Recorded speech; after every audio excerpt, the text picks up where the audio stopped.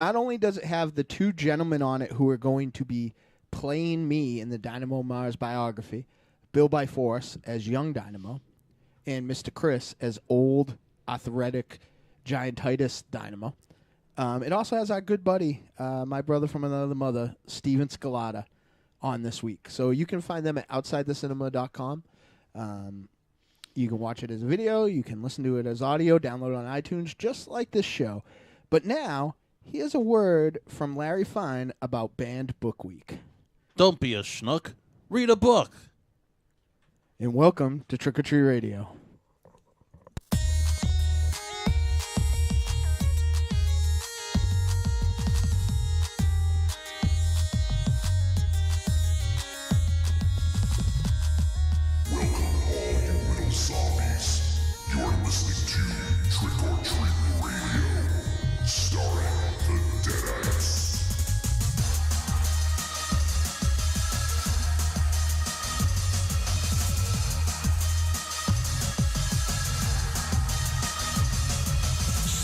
Welcome to episode 113 of Trick or Treat Radio. Trick or Treat Radio is a phantasmagorical spin kick straight through the heart of pop culture, navigated by the Deadites. The Deadites are the world's greatest... I'm pumped. Who's that? This is going to be an awesome show. Yeah. Are you guys ready for this? Are you feeling the energy? JW? Now I am. JW? Yeah. Now, if I was going to direct something directly at Tiny... is it this laptop here, or is it just the main camera? Like, where would someone point? This is Tiny is in the laptop. Okay, Yeah. So it would be there? Yeah. So, yeah. You need to put a mirror in front of the laptop. Okay, Yep. yeah, all right, because I just wanted to say, fuck you, and fuck you, you fucking pieces of trash. Why? And kind of fuck you for letting them run me down like that for like 5 hours. What was it? I wasn't even aware it was going on. What's going on? You. What? Fucking idiots! Like I get yelled at for doing what I was supposed to do, which ironically is something I seldom do at all. And I was getting the fucking hi-hat. I log on yesterday, and as opposed to what Wolfie as the producer and myself as I guess you would say the director of content, like decided what we were going to do for the second segment. The fucking inmates were trying to take over the asylum and decided what they were going to do. So I fucking logged on and saw three people that one person that I respect, right? And they really talk about, let's just talk about the fall. about burying each other in leaves. We could play, I remember, wouldn't it be awesome if we talked about jumping in the leaves? And like I was waiting for the punchline to come, but they fucking at Target, the candy's all out. It's a very festive time of year. I never said anything like that. I never said anything like that. No, so that is not how that conversation. Yes, it Jump in, Yeah. Tiny. Whatever. That's your fantasy is us naked in a leaf. No, it's not my fantasy. Don't project Us naked. on How would I tell? Have you seen Ravenshadow's skin? How would I tell where the leaves start and his withered body ends?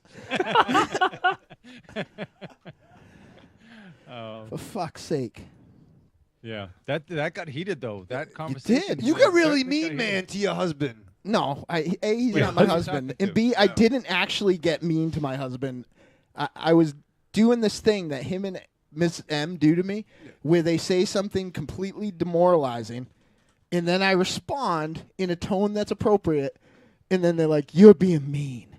Well, I don't think tone You're and being text mean. are the same things. There was a definite lovers' quarrel going No, on. there was. First of all, we're not Right. lovers. Second of all, just like in the fucking show, like two alpha males were talking, and you guys were in the corner. Speaking of leaves, you're shaking like leaves. Oh, I don't know what to say. Maybe they'll throw me off the show if I say the wrong thing. It was kind of interesting. It was kind of like, yeah, I agree with you, and then we would say one of the other one. I agree with you. It's almost like a film review. Yeah. I seriously, like, I was busy like most of the night, and then I came back to that, and I'm like 81 fucking messages. Like, what did I miss? And I should have just went and got some popcorn and just like sat down and read the whole fucking thing. Because We do get into it sometimes. We do get into it, but that's what keeps this shit kind of interesting sometimes. Yeah. You know. Yeah. I just don't. I just see no, like, I don't care what fucking happens. I'm going to eat a Kit Kat and drink a big gulp take a drink of my big gulp for the working man. Double gulp. and double gulp. Yeah, I don't fuck around.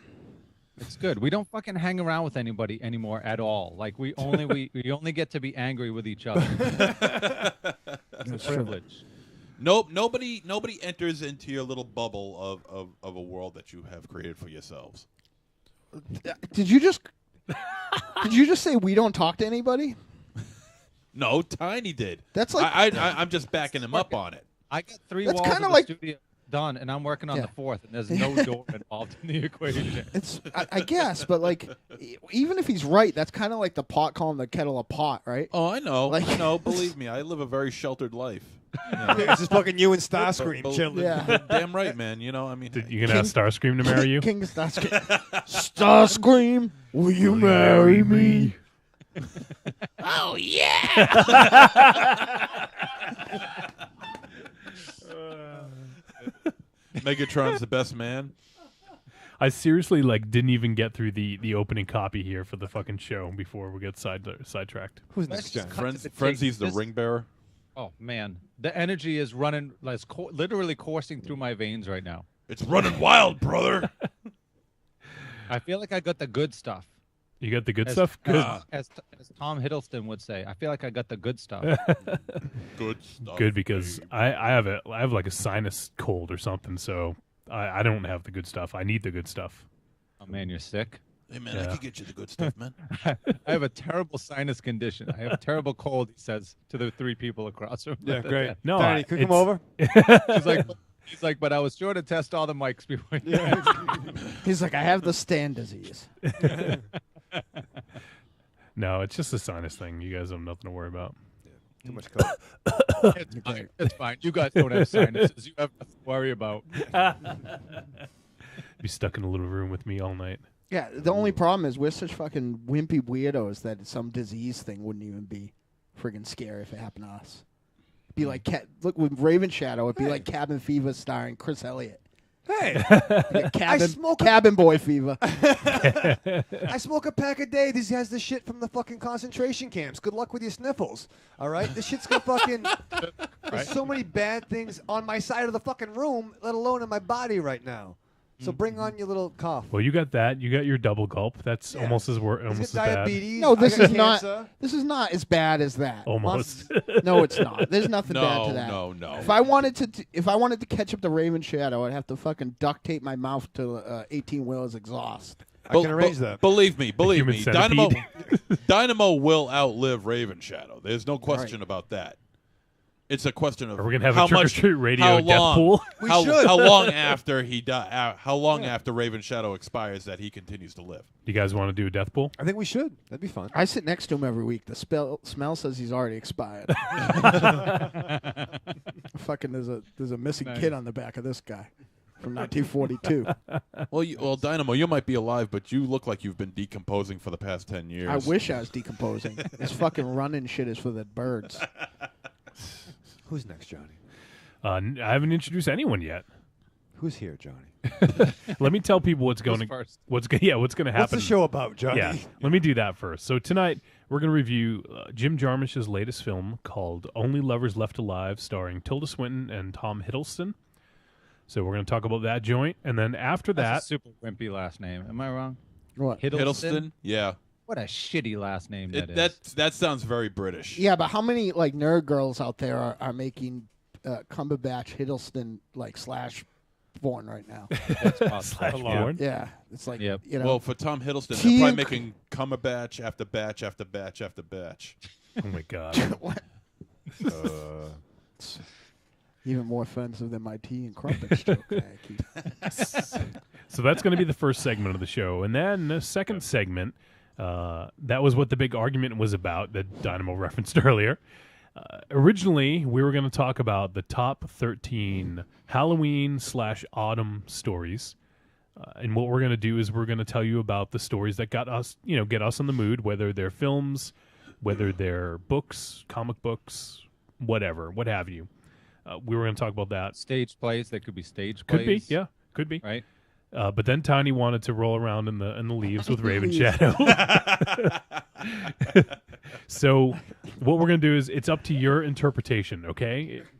Dynamo has prepared a list of 13 13 items, and then we'll get everyone else's input as well. So if you guys want to talk about rolling around on the leaves, that's cool. Yeah. Nothing wrong with But that. if you want to talk about No, there is plenty wrong with that. Nothing wrong with some grown men Roll just around. frolicking in some fall activities with a pumpkin ale. I think I smell another. Yeah. There's nothing wrong with two men rolling First around of the all, leaves together. For your smoky ass to jump in leaves, you'd need a burning permit. Yeah. Yeah. Ravenshadow would jump in a pile of dead leaves with a fucking lit cigarette, and the whole thing would go up in flames. Well, it's fall. I love him. Did you just profess your love for MZ? Oh my It's just God. so- It's just so consistent. just- It's so Yeah. consistent. It's honestly like I say a joke and then reach over and press a button and he translates it to his own it's like he says it out loud so he understands it. That's pretty much it. We had the MZ. It's funny because the chicken got to the other side. That's all. There's not even a joke there. See, the chicken wanted to get to the other side. Oh my God. I got nothing after that. I got nothing after that. Holy shit. I guess I was just blown up. Yeah. No. I'm doing drive time Right. radio now. I'm not jumping in wet leaves. No, it'll be dry time. or It'll be smoky dry. leaves. Yeah, it's fun. You know what I mean? Yeah. All right, let me go with who's next. So, I'm Johnny Wolfenstein, the pencil pusher and producer of media for Trick or Treat Radio and the Deadites. We also have the immortal gunslinger, singer, and lyricist for the Deadites, Dynamo Mars. What's up, y'all? I am very excited for November 1st. The Deadites Halloween Extravaganza. For those watching Here, live, Dynamo. Let me go Yeah. ahead and there's if you're Yeah. watching live, Hey now. you can see the new poster art. made by the super adorable, super talented Myra K. Rock Mars. Yeah. Is that officially her name? It's whether she wants it or not. I would talk to You lawyers. sound like MZ now. No. Yeah. I know. Now I understand. It is kind of creepy. It rhymes with apist. Yeah. It's like rechristen rape. It's like, this is your name. Yeah, no. I think that somebody as foxy as her shouldn't be that talented. Like Okay. you like to think the girls in the band are an anomaly, and they certainly are. But I just love her eye. I love what she does. I love that she gets the aesthetic that I'm looking for. She's just Well, awesome. she should be famous, right? Like, Yeah. here's how it goes. There's normal people, and then there's attractive people, and then there's talented people, and then there's talented, attractive people, and those are the famous people. Right. Those are the ones that MZ doesn't like. Yeah.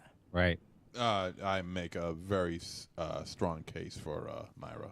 As Yeah.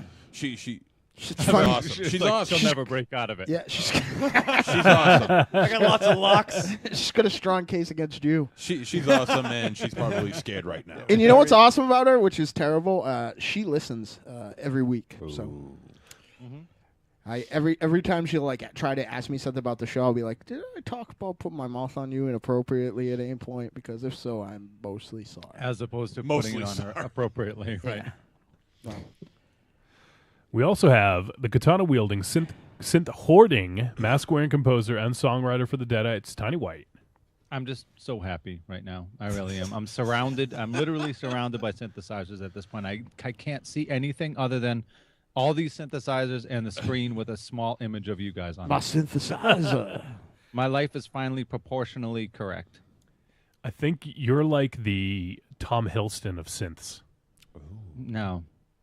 Because What? No. yeah, well, with him with guitars, like You know, I read a summary of this movie, and it basically said like didn't this watch it? down and out guy recording stuff with antiquated, leftover musical equipment. It's just like that.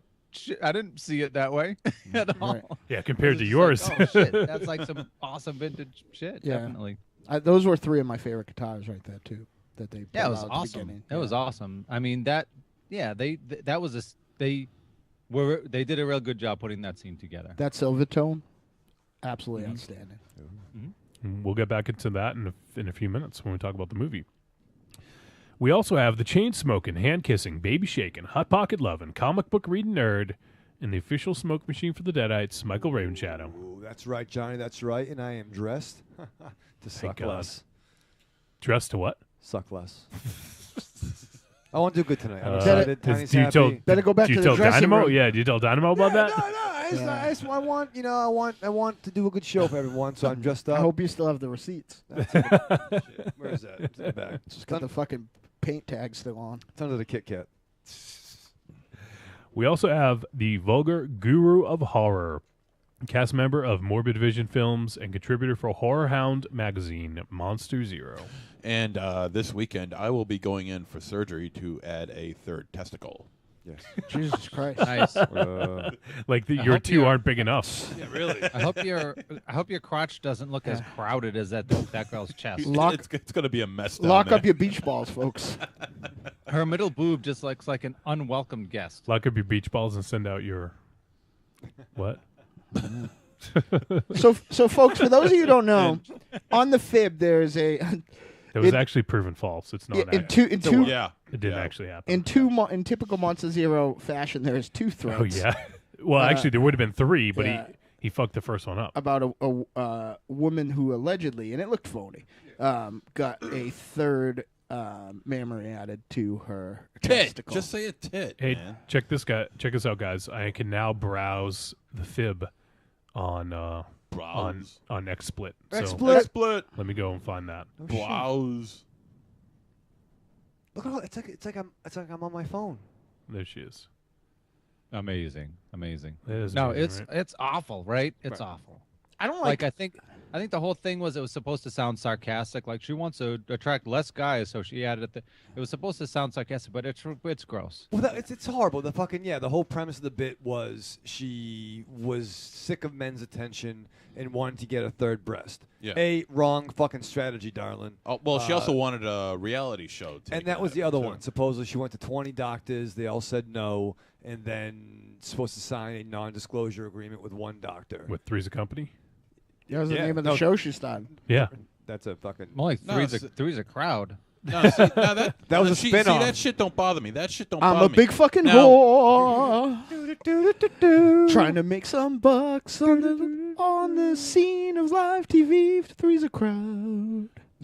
Now, see, if she added a second vagina, then I would say that's There gross. you go, Monsterzero. No, then I'd say that's gross because that gets Oh, messy man. after a while. I've got 3 nipples and areola too. And also, just let me just say, apart from this segment, is that today would have been Jim Henson's 78th birthday today. Yeah, well, those tits. Oh, and look, Johnny has a Yeah. cold. For our dead homies. Yeah, those Yep. tits Yep. look like Muppet tits anyway. So So, I think that I hate just fake wanted to boobs say as that. it is, but Yeah. have you ever felt a fake boob? yeah, You have? yeah, Like skin on skin? mouth on fake boob. Really? Yeah, And you don't like them? no. No?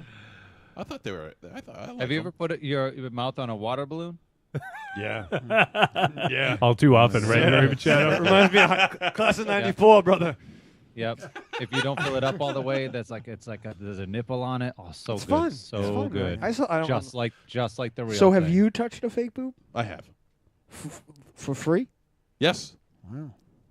He's like, it wasn't implanted yet, but Yes, I did. Who's next, Johnny? Did you touch a fake boob? Yeah, I was feeling up on Ravenshadow before. Yeah, I don't want to give his no, name he's a away. real boob. Yeah, it was a mannequin in fucking Woolworth. Back in '87. Mannequin. I planted our flag at the dress barn today. That's pretty exciting. nice. Oh, that's good. That's Yeah. good. Our special flag? lady There's a friend little would bit of not let heat me in. about that dress barn. That's you know what people don't. I appreciate people don't understand that that's my hood and I know every inch of it intimately. But that dress barn has not been there for a very long time. It was preceded by the cherry and web. You said. Yeah, the cherry and web. Man, that was there like last week, right? Clothes mania. Yep, exactly. Weather vane, Nice. Learner. all Remember reputable Learner? establishments. Remember the Learner? Nope. Learner, yep. There was a Who's dollar. next, Johnny? Yeah, no shit. It's Chess King. fucking hanging like we're dying on the vine right now. I shopped at Chess King. All right, I so still would. so that's what's going on. Let me talk about this now. Dress Actually. barns are getting built still. Yeah. What's going on? No, let me talk about this a little bit. So we're using new upgraded software. You guys have heard us talk about What? XSplit. XSplit. And XSplit now has let us into their beta for their XSplit broadcast XSplit broadcaster 2.0. And so we're one of the first people to be able to use this. Does it have more features? It does. A lot of them aren't visible to the viewer. Oh. For instance, for me, I can go ahead and if I wanted to, I could get a slide. Before, I couldn't do this. Now I can like get a slideshow ready for like the next thing. So while Spoiler alert. I'm no, they can't see this. No, but these guys can. Right. Shit. But they saw this already. Yeah, just make it a pre. So the cool thing is I can set up. It gives you like 12 different scenes. So you can have like 12 cameras if you want. You could have Shit. slideshows. You can have whatever you want. You can have look at this here. I'll switch this so you can see the Trick or Treat Radio. Scroll. Shit. So you have 12 different scenes. So basically, like if you think of like television production, go to camera 1, go to camera 2, whatever. Like I have basically 12 different options. And if I wanted to, I could link a YouTube video. I could link a slideshow, like I said. I could link. I could play a movie and we could talk over the movie. There's so many different options or options. Options. So, and what they've now done is they've allowed it so that I can actually queue up like another scene. Whereas before, when I was live, I would have to just like work live, and then if I added an image or something to a scene, I'd have to like fix it in real time. But now I can do it on the fly, and get my next thing ready before making it actually live. So. There's some really cool stuff going on in here. We're using it right now. So, and there's going to be some information about when you can get XSplit Broadcaster 2.0. I'm not quite sure when that's going to be, but we'll hear back, and they're hoping to get the word out there. So, if you're into streaming, whether it's video like us, if you're into streaming games, if you play, I don't know, Infinite Crisis, you play League of Legends, any of those games, and you want to get out there and show people what the hell you're doing, what other kind of awesome games are out there, whatever, like there's tons of options, as Ravenshadow would say. Yeah. Options. And options are often. Yeah.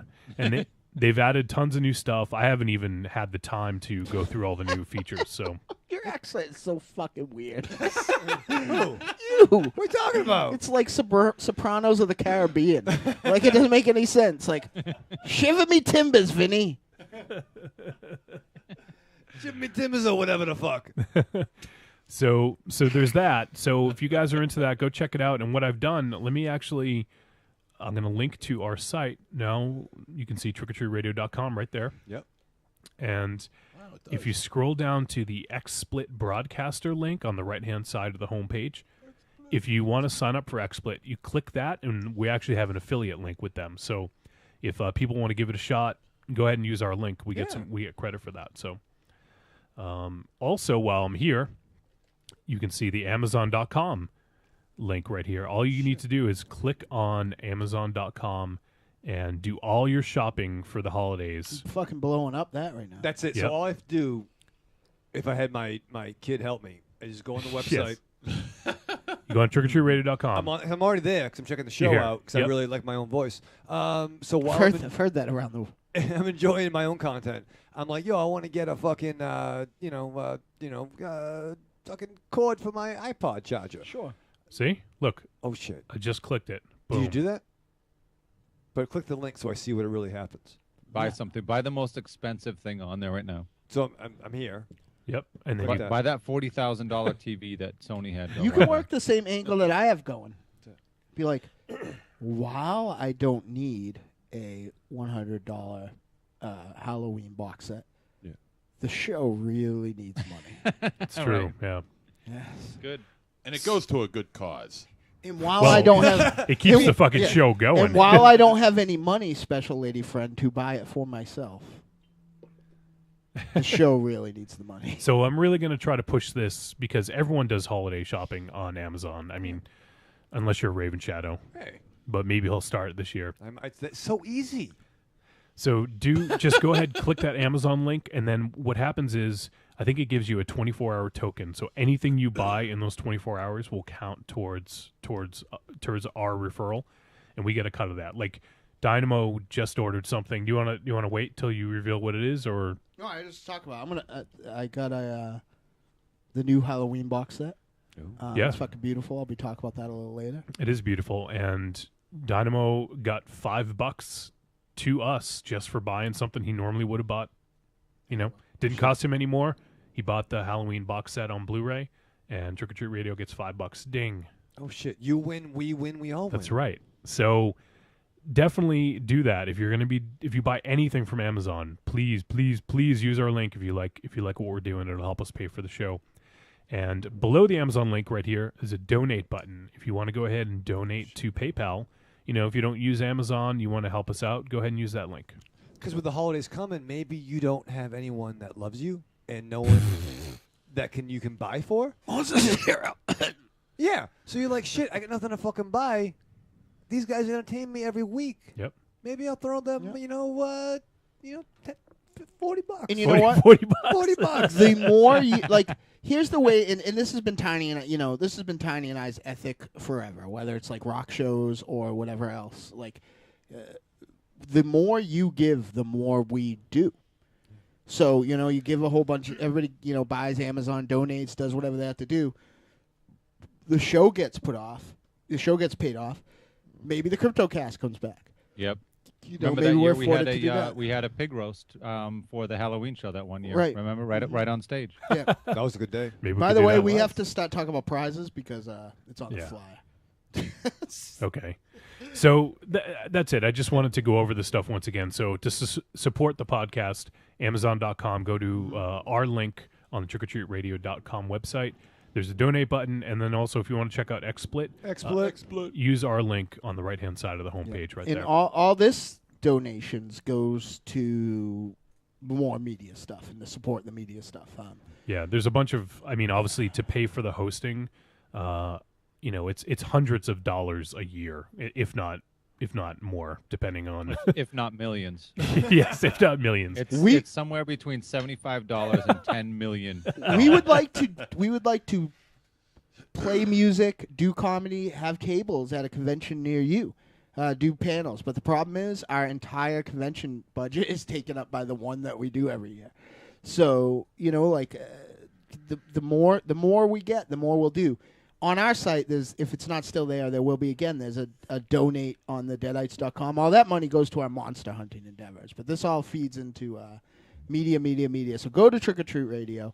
So many ways to help out the show, and it's all fucking good. It's not like if you donate $142 to PBS.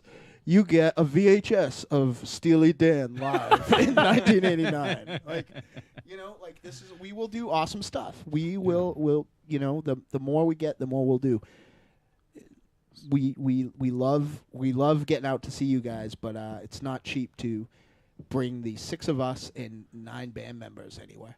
The one thing I'd also love to do is to do more conventions and to do live podcasts at a convention. Word.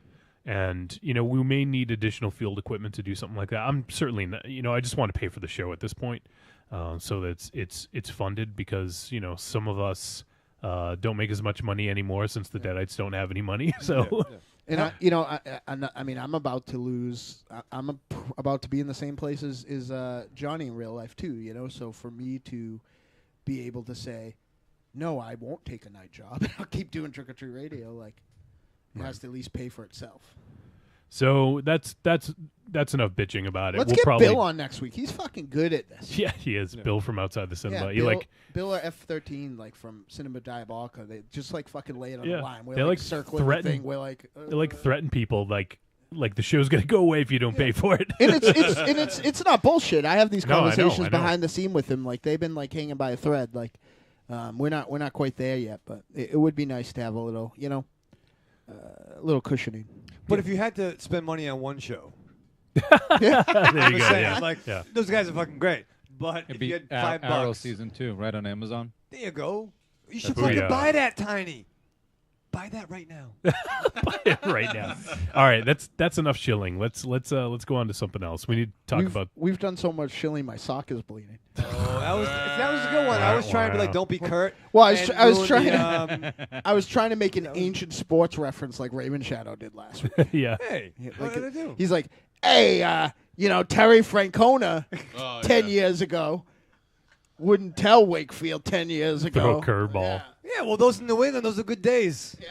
Those are good days. All right, and the last thing I want to talk about before we head to the break and the movie review is the Fib, the Trick or Treat Radio Facebook group. Oh, shit. See, we're looking at it right here. Check this out. Oh, my God. Huh?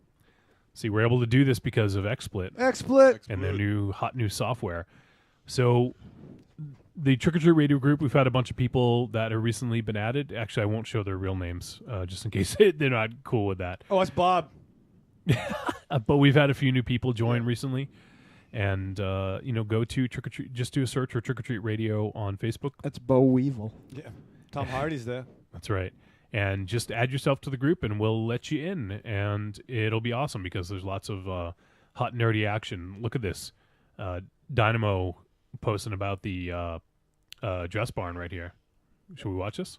That's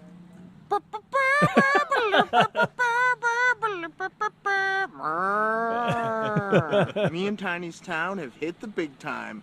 We got a dress barn. There you go. It's nice. There's dress barn. There's a Benedict Cabbagepatch. Some Kenta on Kenta action. That match is fucking good. Hobbit with a shotgun. Yep. Deadpool. Oh, hopefully cool we have figure. a few minutes to talk about that later. That is one of the craziest nerd things I've seen on the internet ever. Oh, and here it is, the show for November 1st is the invite. So lots of stuff going on in the Fib, lots of nerdy action. Go check out the Trick or Treat Radio Facebook group. Here, see that? Look, now it's back to us. Put your phones down. Jeez. My mom was calling. Your mom was calling, yeah. The magic of the internet, man. All right, so I think that's all we need to get through here before we go and take a quick break. Ooh. And we're going to be back to talk about Tilda Swinton's bum. and some side boob. Did you have a side boob in that? Yeah. Are you kidding? Yeah. Jeez. Of course that was side boob. I don't remember a side It was boob. this, Oh, Yeah. yeah, like Oh my they were God. both naked in it. Yeah. What? It was like Yeah. a 30-second shot. Yeah. All right. I don't want to get into it, but it was so... All right. All right, we'll be right back. Talk about Only Lovers Left Alive.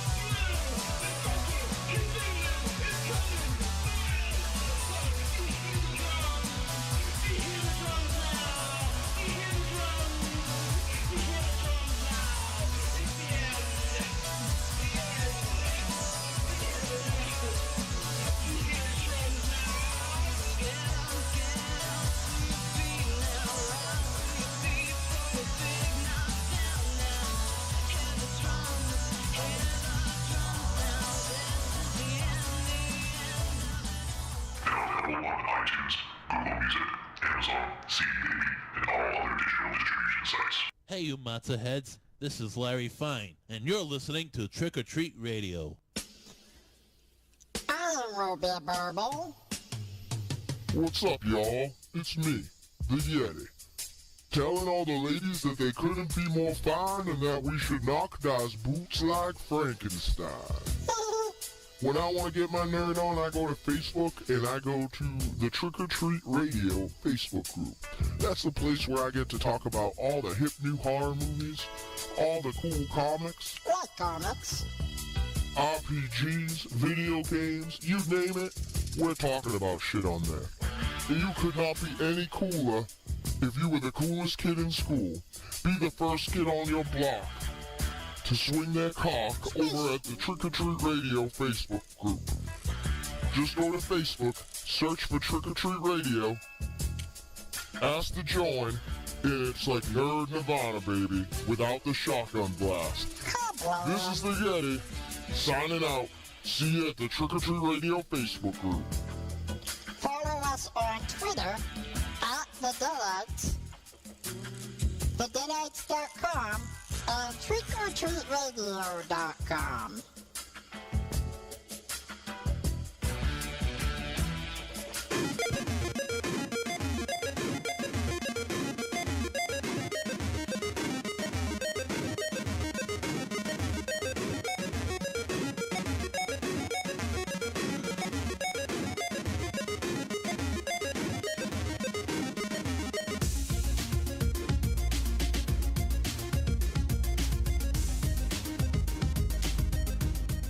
We have returned from break. Hello, everybody. And we're waiting for Ravenshadow as usual. Yep. So let me run down the info here about Only Lovers Left Alive. Let me just pull up the right page. Here we go. All right. So Only Lovers Left Alive from 2013. Well, it actually debuted at festivals in 2013. I always hate that. Like, it actually got a full release in 2014, but it was shown in 2013, so I don't know. I guess no one cares about that but me. No, it drives me Yeah. nuts because when you're making your top, like, I was pissed that people picked Manborg, and I think that I could have sworn that was last year or Father's Day. That's right. That's why I got confused. Yeah, Father's Day. Father's Day was this year. Yeah. It was the first film we reviewed this year. Right. Yeah, but I mean, if it goes around in festivals, it's released, but it's not like a full. They should IMDb and then should make a sub. You know, section the festivals are just for a limited that said, group of people, while a full theatrical release or a limited theatrical release would signify the actual release date. That said, what does a movie's release mean anymore? Because now things are releasing on multi-platform. Oh, I know. It's crazy, Yep. I suspect there'll be a subscription buy-in, but I suspect that Fantastic Fest and TIFF and a lot of those will have virtual screenings around convention time. Yeah, that would be. I'd be into it. I think. Yeah, I would definitely be into it. Yeah. Get that. What a way. I mean, the buzz that films get from the media being there and a few fans being there would be nothing. Don't make it $25, but you get a few hundred people watching that pay the $200 or whatever. The reason we might not see that though is a lot of times they're not final cuts of films, and if it's broadcast streaming like that, somebody could very easily just rip it and then put it up online. Sure. So I suppose that's one of the drawbacks. But I guess there's a way to do it. It's not easy to rip that stuff. It's not hard. It's not like building houses hard, but it's harder to rip that stuff when it's on a subscription service a WWF model or True. Netflix. True enough. So who knows? Maybe we'll see something like that. But Only Lovers Left Alive, rated R, 123 minutes. This drama, horror, romance was directed and written by Jim Jarmusch, who I'm sure you guys have seen at least one of his films. Is it Jarmusch or Jarmusch? I think it might be Jarmusch. Jarmusch. Did he do Dead Man? Dead Man and Coffee and Cigarettes? Yep. Not coffee. Smoke. No, he did Coffee and Cigarettes too. With Bill Jack Murray White was and Tilda Swinton. Yeah, and Jack White was in it as well, right? Yeah, Jack White. The White Stripes were both in it. Yeah. Right. The RZA, the Jizza, Bill Murray, Yeah, that was some other motherfuckers. I forget the name of it. Something with a train. He did Ghost Dog. Yep. Oh, We no talked shit. about- yeah. That's a fucking. We should have Ghost Dog. We should have watched that. A bunch of. I used forgot to about Ghost program a movie night at the Lucky Dog Music Hall, and though I wasn't even positive of what her name was, a screening of Ghost Dog and Dead Man is the night that I fell in love with my special lady friend. Well, there you go. So he has She was on a special- date with someone else, but I was looking at her legs the whole time. I got the girl I was with left angry at me. Don't go away, Matt. Just go away. Just go away. Is that what you Yes, said? that's a popular song. Yeah. No, because I Who was sang trying that to song? get a little Was that action. Guns N' Roses? No, Motley that was Crue. Motley Crue. Oh, Yeah. yeah. All right. So Jim Jarmusch, Not quite sure. He was the director and writer of this film, and it stars Tilda Swinton, Tom Hiddleston, Anton Yelkin, Mia Wasikowska, and John Hurt. And Really? Wow, you did good with the names there, dude. Thanks. And the synopsis we have here: a depressed musician reunites with his lover, though their romance, which has already endured several centuries, is disrupted by the arrival of uncontrollable younger sister. So, who would like to go first? Which is not a very good description. I would say let's have Ravenshadow go first. Do you want to go first, Ravenshadow? Really? You want me to lead off? Well, because you were so adamant that you saw this film to the point. I did. And yo, This ought to be good. all right, I'll be fucking. Hey, yo. yo, let me speak on this. Okay, so is it a spoiler that they're fucking vampires? Whoa, whoa, whoa. No, Is it? No, okay. it's not a spoiler. All right, so you It's- get. What he's trying to say is that they In are the vampires who knock boots. In the title, it essentially alludes to that. What's the title? Only lovers left alive. That fucking says vampires. It doesn't. It's not like- It doesn't, but if you see the film, it alludes to the fact that they're immortal. Yeah. Yeah, but you start talking like Yeah. only lovers live forever. Okay, that's fucking immortal. You know what I mean? Like this. All right, yo. I fucking love me some Ghost Dog all day long. Yeah. I I'm love. gonna go on record and say this was a bad idea. I love. Yeah, it was your I agree. idea, too. I love Yeah. most Yeah. of coffee Remember and that. cigarettes. This was. I love me some Loki. All right, this motherfucker was cool. He had the long hair flowing. But what the fuck? This fucking movie made Twilight look like. What was that joint with Bill Paxton? Weird Near science. No. Near Dark? Thank you. This You movie watched made- Twilight? You know what? Watching Twilight is like buying tampons. All right? You know I got a fucking woman because I ain't buying it for me. You know what I'm saying? Like, I don't know. You could buy tampons. Who knows? well, I could. You know, I guess you hear stuff he knows. I'll give you some in the back. No. I watched. They fucking play baseball at least. They fucking play baseball like the X-Men once in a while. But what the fuck happened in this movie?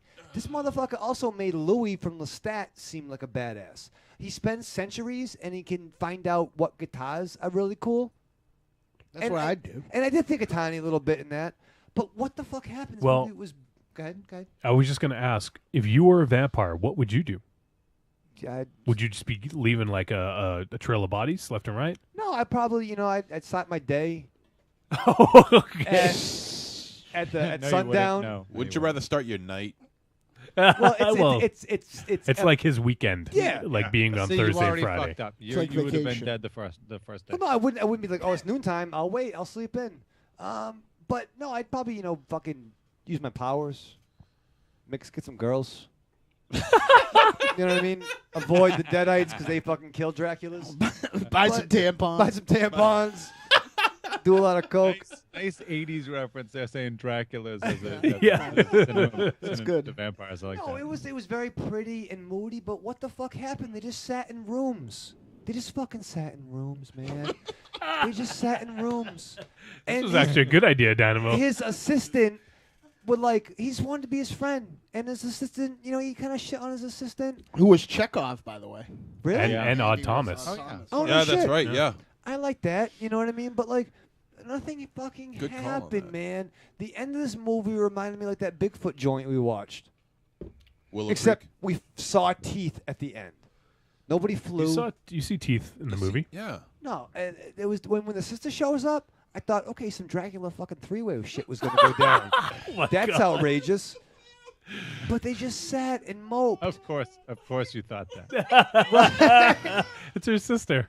Hey, they- hey, maybe, When you're She was- immortal, She was foxy though. She looked like Tori Amos. She was very, very. she was foxy. Alice in Wonderland in that Tim Burton She was remake. also, proving that I too am a kept man. She was also. I managed to pick out that she was wearing some Betsey Johnson fashion. You're the only one in this fucking show that knows that. Did you go into the dress barn to realize this? Or, speaking of which, how's Johnny's drapes doing? Who Yeah. fucking made that? But they just fucking didn't do fucking nothing happened, man. Nothing happened. Does something need to happen in a movie? Well, I think just leave a room. I just don't understand that. They leave. It's Get like up. fucking- Leave a room. They went to Tangiers. What's that? Across the world, man. Yeah, They hopped on a plane, I for just don't Christ's know. I sake. just don't. They I had just to don't. take two different planes. They went into Detroit. They went to go see a rock show. I Yeah, imagine didn't if you laugh. lived in Detroit, you'd want to stay indoors all day long. Yeah, but- no one was in a pit. No one was in a pit. They didn't crowd surf. No, You know, no dudes- rap battles. There's Huh? no rap battles. No 8 Mile. You know, have Dracula's fight Eminem. That's a fucking movie. Dracula's. Eminem. I love that it's plural. Dracula's. Dun, dun, dun, Yeah. dun, dun, dun, dun, dun, dun, dun. If you had 2 fangs Yeah.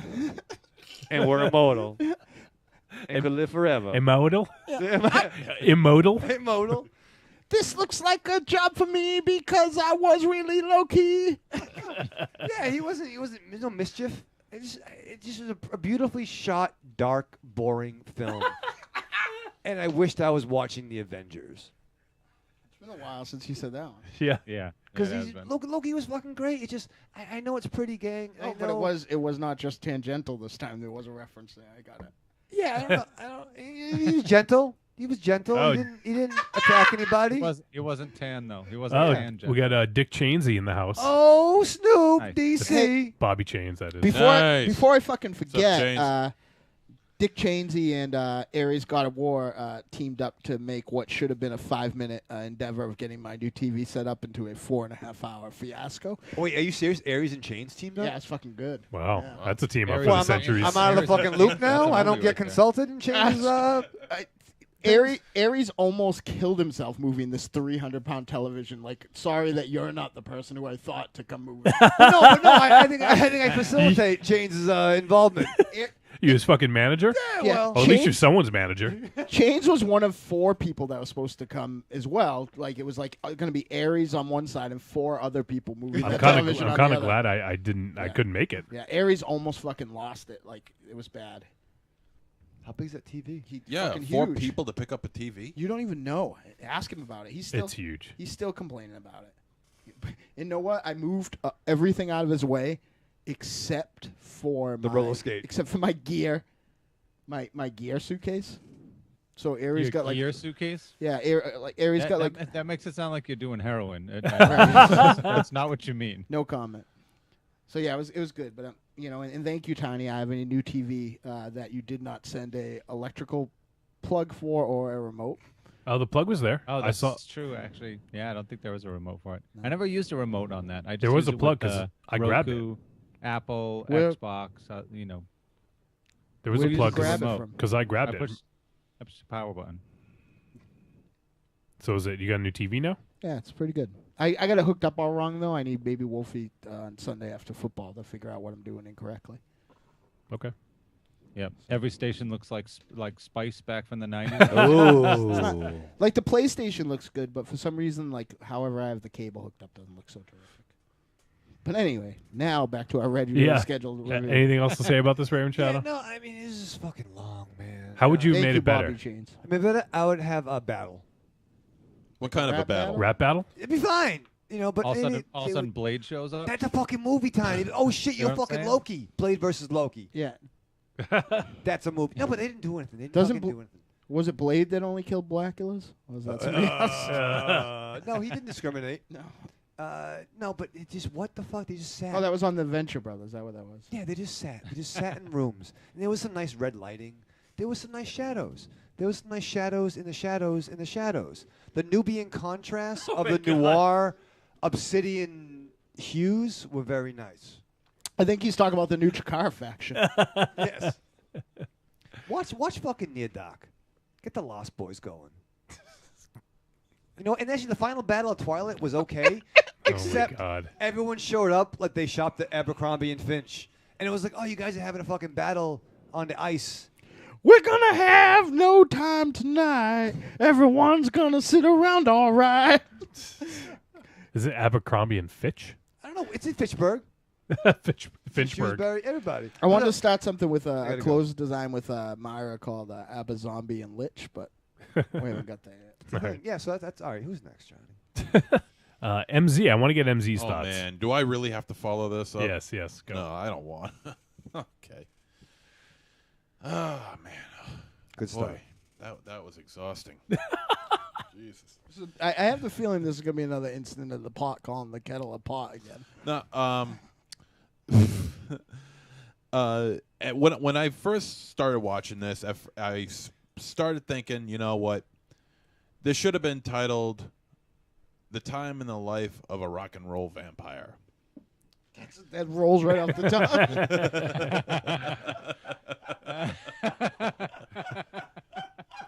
Why are you here and not marketing?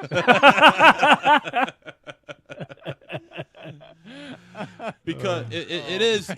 I mean, Ravenshadow is correct to a point. It is a very solemn film. It is a very low key. Not to use the term, not to use the name that you used on Johnny on Wolfenstein. You have to keep your Monsterzero in check. Oh, it wasn't. Wouldn't it be the other Loki? Oh, sorry. Oh. I see what you did there. But it is a very low tone, low keyed film. Very subdued, very retracted, sort of. Ooh. But it's also very, very cool. I love how Adam and Eve. I guess that's their names, right? Adam and Eve, and Ava. But Adam and Eve. It's not Adam and Steve. No, just for the record. I love the relationship between these two because that to me that was like real love, you know. Now I don't want to get. You wouldn't know. I wouldn't know. Is that what that is? No one's yelling. Up until I saw this movie, real love was everything that I saw in porno movies. Oh, yes. Jesus. Thank God you can't smell porno. Shut up. Yes. You'd smell a lot of pizza and plumbing, I think. But pool guy, chlorine. But the characters, I love the characters, and Tilda Swinton again. In this movie, she's a total fox. She's like 50. What do we say, Dynamo? Like 53, 54 years old. 54 is fucking ridiculous. 54. She's born in 1960. Yeah, she is a fucking fox, man. She's just about 10 years older than me. I don't think that's a correct 54. She is definitely a fox, and you can. That's outrageous. And you finally get to see some side boob going on with her, man. You and get it's to still see her, fucking tight too. Yeah, you get to see you her get a lot of swin nipple tits and and you really get to enjoy that shit, you know. But I'm giving like a Ravenshadow review here right now, and but overall, I loved this film. This was like the definition of like a cool vampire flick. It had a lot of the traits of classic vampires, but it also threw in a couple of new twists as well. Explain. I don't want to. And I'm gonna Everyone sat on couches, man. I'm curious. What am I missing? because these are two vampires that are kind of like pretty much. You want a title shot? You can't have one. These are two vampires that are absolutely bored with their existence. I was bored with the fucking movie. I can relate, but someone bite me. What did they do? What? They're did bored they with do? their existence because they've been living for centuries and centuries and centuries. I never thought the day would come where Monsterzero is like so spot on what's happening right now. and they're just bored with their own existence, you know. I mean, I also love how they refer to their blood as O negative. It's always O negative, O negative. They never say blood.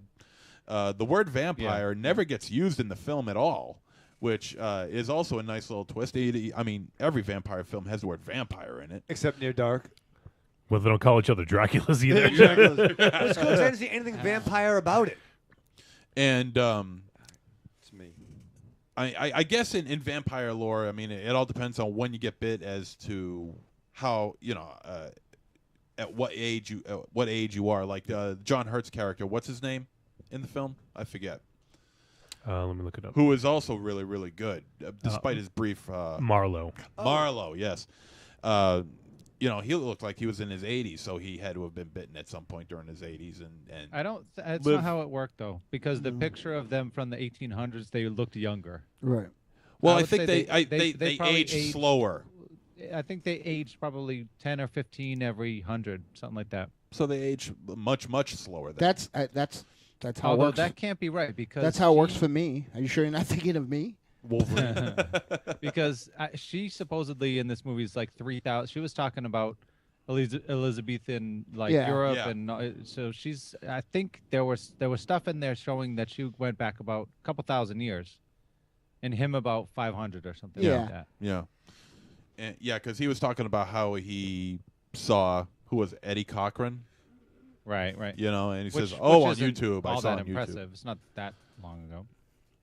And I also liked his gopher, Ian. Ian, yeah. Yeah, the way he kept on referring to him and to all other humans as zombies. Yeah. Yep. You know, the reference of zombies, saying, you know, that they're just walking around, they're just, you know, doing their thing. But vampires, you know, they get to live forever, they get to do whatever they want. But like I said before, these two are bored with their existence, and they were away from each other for a while, you know, a long while actually. So you could really feel the I guess the word would be correlation when these two finally meet up together again. And but I don't know about how the film ended. I liked how it ended, but I'm not really fully, completely sold on it. I don't know. There's something about it just kind of irked me. I can't really put my finger on it. I don't know why, but there's something about it that just doesn't feel right to me.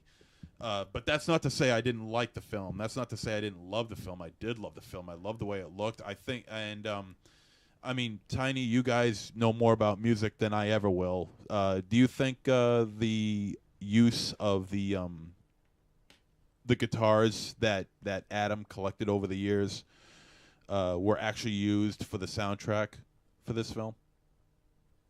Probably not, if I had to guess. But Yeah. I think that they made some really good choices with the soundtrack. I think so too. There was a driving scene in which you get the driver's point of view. It was, you know, of course, it was nighttime, and they were driving towards somewhere, and there was this, guitar solo going on, whatever you would want to call it.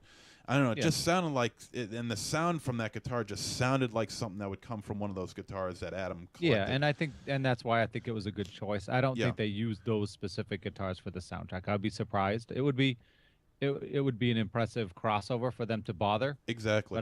But I think that, and I'll talk about it a little bit more when I get into my thing. But go ahead. But overall, I mean, like I said, I I see where Ravenshadow says it can seem as boring, but it's not. It is slow paced, but the actors and actresses got a lot to say, and it keeps the story moving along, and it builds up the characters, and I love it. It's a slow burn film. I really liked it, and that's all I got to say about that. All right. Well, Tiny, why don't you go ahead next? Yeah. Okay. So, as with many movies that we watch, I didn't watch a trailer or anything getting into this. So, I knew it was a vampire movie, and that's about it. And it didn't, honestly, sight unseen, it didn't stray too far from kind of what I guessed it might be based on the title. It was kind of lonely in the way that I maybe expected it to be. But, yeah, I don't know. It didn't really, at the end of the day, it didn't really float my boat. You know, I'll elaborate on that. I think it was a beautiful movie. My boat sunk to the bottom of the water. What's that? Yeah, exactly. The cinematography is above reproach. The lighting was absolutely perfect. Yep. The set dressing was perfect. Sure. To sort of let the cinematographer and the DP do the absolute best job they could with putting a wonderful looking scene, a very engaging scene that you want to just spend some time with on the screen. However, I think what this movie suffered from was just kind of bad writing in some places, where they were like a little maybe over the top with their references to Byron and all these people that they knew and everything. It's just like, after hundreds and hundreds and hundreds of years, why would you be talking about that still? I guess, sure. You know what I mean? It almost seemed like it was too much for the benefit of a viewer. The Shakespeare reference rang particularly untrue. I thought, like, right, you know, it's that. It felt disingenuous to me. Well, it felt like we're going to tell you a story about these three people, and they just so happen to have crossed paths with Byron, and he just so happened to, spoiler removed, Shakespeare and this and that and the other thing. It's just like, give me a fucking break. Just tell me a story. You know what I mean? Just tell me a believable story. Honestly, Tiny, I thought that was used for effect, just to sort of, for a dichotomy of like, okay, this is what life is today. And I think that's why they were referencing some of the great philosophers and writers and artists. Just because they had that big wall of all the people that they met, right? Just to juxtapose it with this day and age, and that's what I felt. I mean, if they had to be a little heavy-handed to do so, I'm okay with it. Yeah. But I get what you're saying. It's like they're celebrity stalkers. I feel like either choice too. Like on paper, neither one of these would ring true. Yeah. So, but it's a lot sexier than keep repeating dates or maybe events. Yeah, okay. You know what I mean? Yeah. That's true. I just don't understand. They don't seem like maybe they used to be dynamic, but these people don't seem dynamic enough to have gone out of their way to be associated with these people. Well, that's kind of the point, right? Well, what do you mean? Well, and I'll speak on this, or I guess I will now. I think that this was the most realistic vampire movie I've ever seen, or a realistic movie about immortals that I've ever seen. Because you see stuff like Lost Boys and like even like the stuff that's supposed to be more gritty, like Near Dark.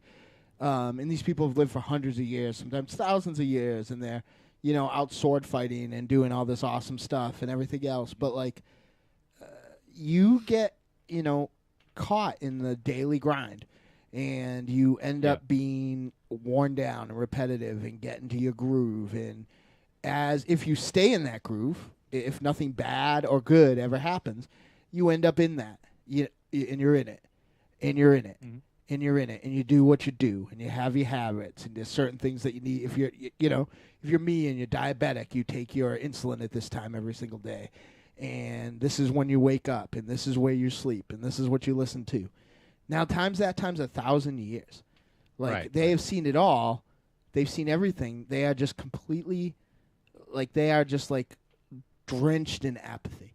Because there's nothing that... And they're at the point where not only have they seen it all, they have been around enough that they can see the trajectory of the human race better than humans can. Yeah. Because there's that great scene where they talk about there's the water war started yet, or they're still fighting about oil. And it's like... They're just they've seen plagues. They've seen the Black Plague. They've seen AIDS. They've seen television. They've seen a man on the moon. They are supernatural entities of themselves, which makes everything fantastic, marginally less fantastic. What's going to happen to blow them away? Even as much emotion as he kind of showed over his close as what he had to a mortal friend dying, how many people has he seen die? The only emotion that they really had was somebody who's been there with them all along. And even that was probably in part because he was a food source. They got, he got excited, as any man would, about the younger, sexier girl. There's a little fluttering in his Tom Hindle pants. Mm-hmm. But, at the end of the day, what the fuck matters anymore? I agree. I loved that aspect of it. I think that was presented very well.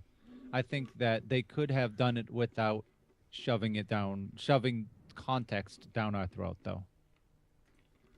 That's all I'm complaining about. I think, like I said, the movie was beautiful. The pace I was totally fine with. It's not for everybody, but the pace was okay. The characters were good. It was maybe the jokes were maybe a little hokey. On occasion, like his reaction to the situation with Ian and stuff like that. A little hokey, okay, I guess, but I don't know. I don't feel like it was poorly directed, and I don't feel like it was poorly acted. I just feel like there was some shitty writing in some cases. That's all. All right. Do you have anything else you want to add, Tiny? Not really. What was I going to say about the guitars? Oh, I just want to reiterate that the set dressing in this, whatever group or whatever person they chose for set dressing with every set, every scene was, pretty phenomenal. Like the sets were characters in and of themselves. Yeah. You know what I mean? Yeah, it's pretty amazing. Yeah, you could pause a scene, and somebody who's into that sort of gear, that sort of vintage recording and guitar gear, could just spend 15 minutes just browsing that room. They clearly, every single piece is hand selected in that room, and that's interesting to me. You don't often see that. It's not lazy, and I like movies that aren't lazy. All right, Dynamo, you want to go? Yeah, let me speak on this in public. I thought I was going to hate this, and I'll tell you why. Being as that I was in Detroit and the way that Tom Hiddlepants looked, I saw like Jack White. And I have a very love-hate relationship with Jack White, and that's I hate him, and my special lady friend loves him. But everything he does irritates me. His new fucking record, his fucking weird Detroit country record that he put out, I've been listening to like Johnny Cash and Buck Owens my whole life, but apparently it's hot when a girl that looks like the girl I had a crush on in fucking 8th grade sings it. Fucking Jack White. But, and I also, another thing I hate is I hate that Vampire Lestat shit. I fucking hate it. Oh, how can I live such an existence of my own? I fucking hate it. I can't stand it. This is not the best Jim Jarmusch movie. But there's an argument to be made that this is the best looking Jim Jarmusch movie. This is a visual tour de force. I actually agree to a certain, I would say, with a lot of the stuff that Tiny said. And I think my chair just broke again. And I think Jarmusch should have watched Blue Ruin. That's a fucking... Because I think that this movie with a little less expository dialogue is a classic. If it was brave enough to just be fucking stunning for the eyes, it would have been a 10 times better movie. Because this movie looks fucking great. I have, once again, as I do in just about every movie I've ever seen her in, with maybe the exception of Snowpiercer, I have fallen for Tilda Swinton terribly. Oh, yeah. And to quote Dr. Light, you don't fall for her. She pushes you down and shoves her boot in your face. She's just fucking great. This movie, I can't say enough about how beautiful this film is lit. I can't say enough about the cinematography, the very smart choices of when the camera moves and when the camera doesn't move. Other than the dialogue stuff we were talking about before, one character fucking ruins this for me. Not ruins it to the point where I say it's a bad movie, but it's another thing keeping out of a classic. Though she was beautiful, clad in all of her very nice designer clothes, and she had a really good look, I thought that the sister character, Eva, just didn't work for me. Because as apathetic as they are, you don't stay alive for all that time by making dumb choices like that. And both Tilda Swinton and the Adam character, even Adam, letting her stay there was just obviously a mistake. Leaving someone who has a precedence for being a junkie and not being able to control themselves with a food supply, basically, is such a glaring mistake that it just goes beyond the people doing stupid things so a movie happens. Like, that just didn't work for me. That whole thing just like... And then she was gone. And my other problem with the writing of this film was, while, I disagree with Ravenshadow, because I could have sat and watched him lay around all day for some reason. Everything that did happen in this movie, for the most part, happened on the tail end. And, like, it made it all seem very abrupt.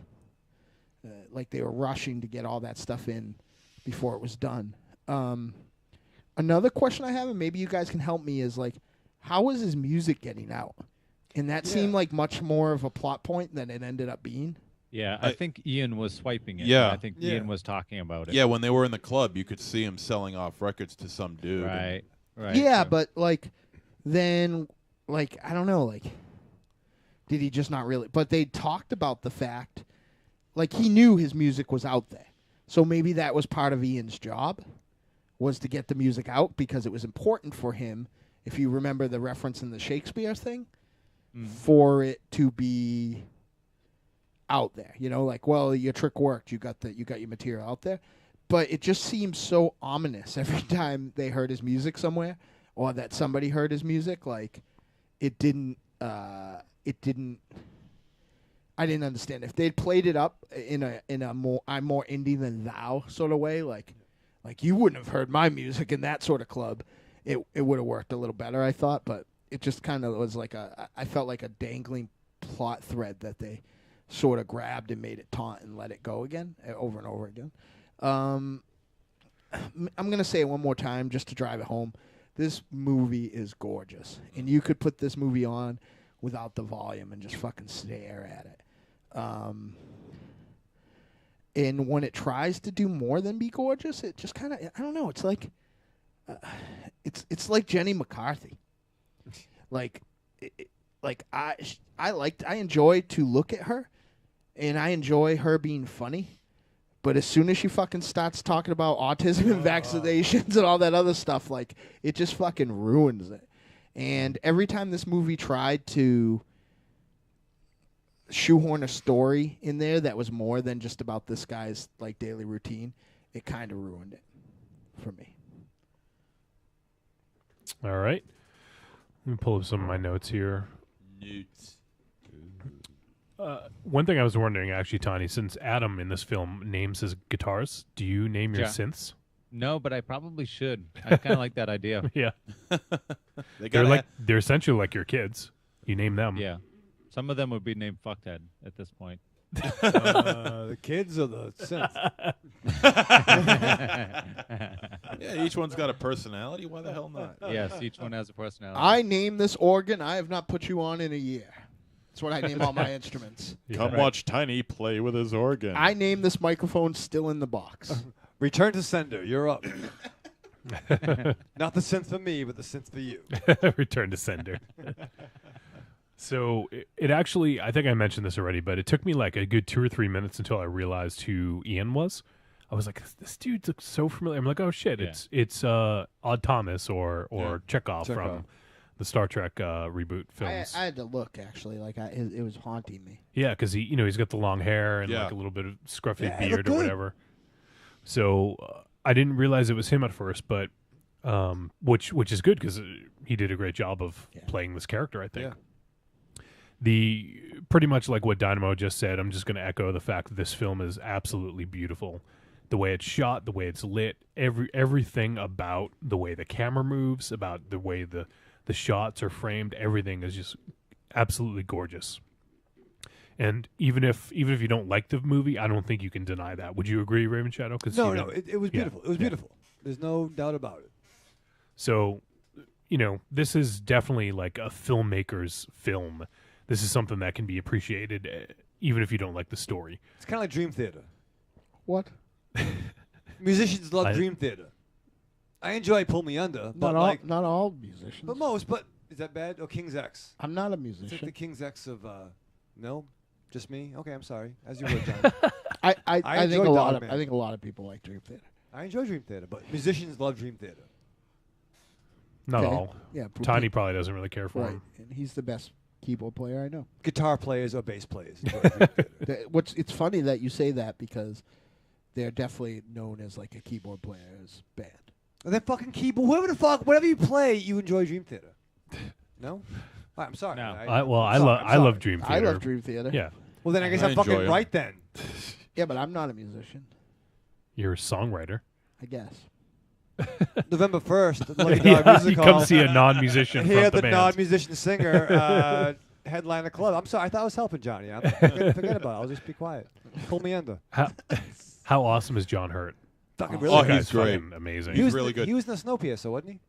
Yes. I wonder if he's getting a little, Getting a little something off Tilda of on the Tilda. side, yeah. Getting some side pie. Yeah. Oh my God. Sounds uncomfortable. Yeah, I kind of wish he was in the film a little bit more, actually. Do you wish he was nude in the film a little bit more? No, I'm referring to John Hurt. No. Yes, that's what we're talking. Did you know he was from Holden? Yeah. We all know this. That's an old one. That's an old joke. I thought if that was gonna work on anybody, it would have been you. No. I'm too smart for that. Wow. John Hurts from Holden. I don't even know what that means, really. Like, Dick, what's he it's- holding? He's holding his dick, but why? Why is he holding it? I had to hold my dick all the fuck time. just It doesn't happened? He's hurt. on vacation. Yeah, he took a It's- little Icodin. It's Dick Hurts from Holden. Right, but Thank you very much, Monsterzero. Well, he didn't make it. He made it sound like he wasn't getting it.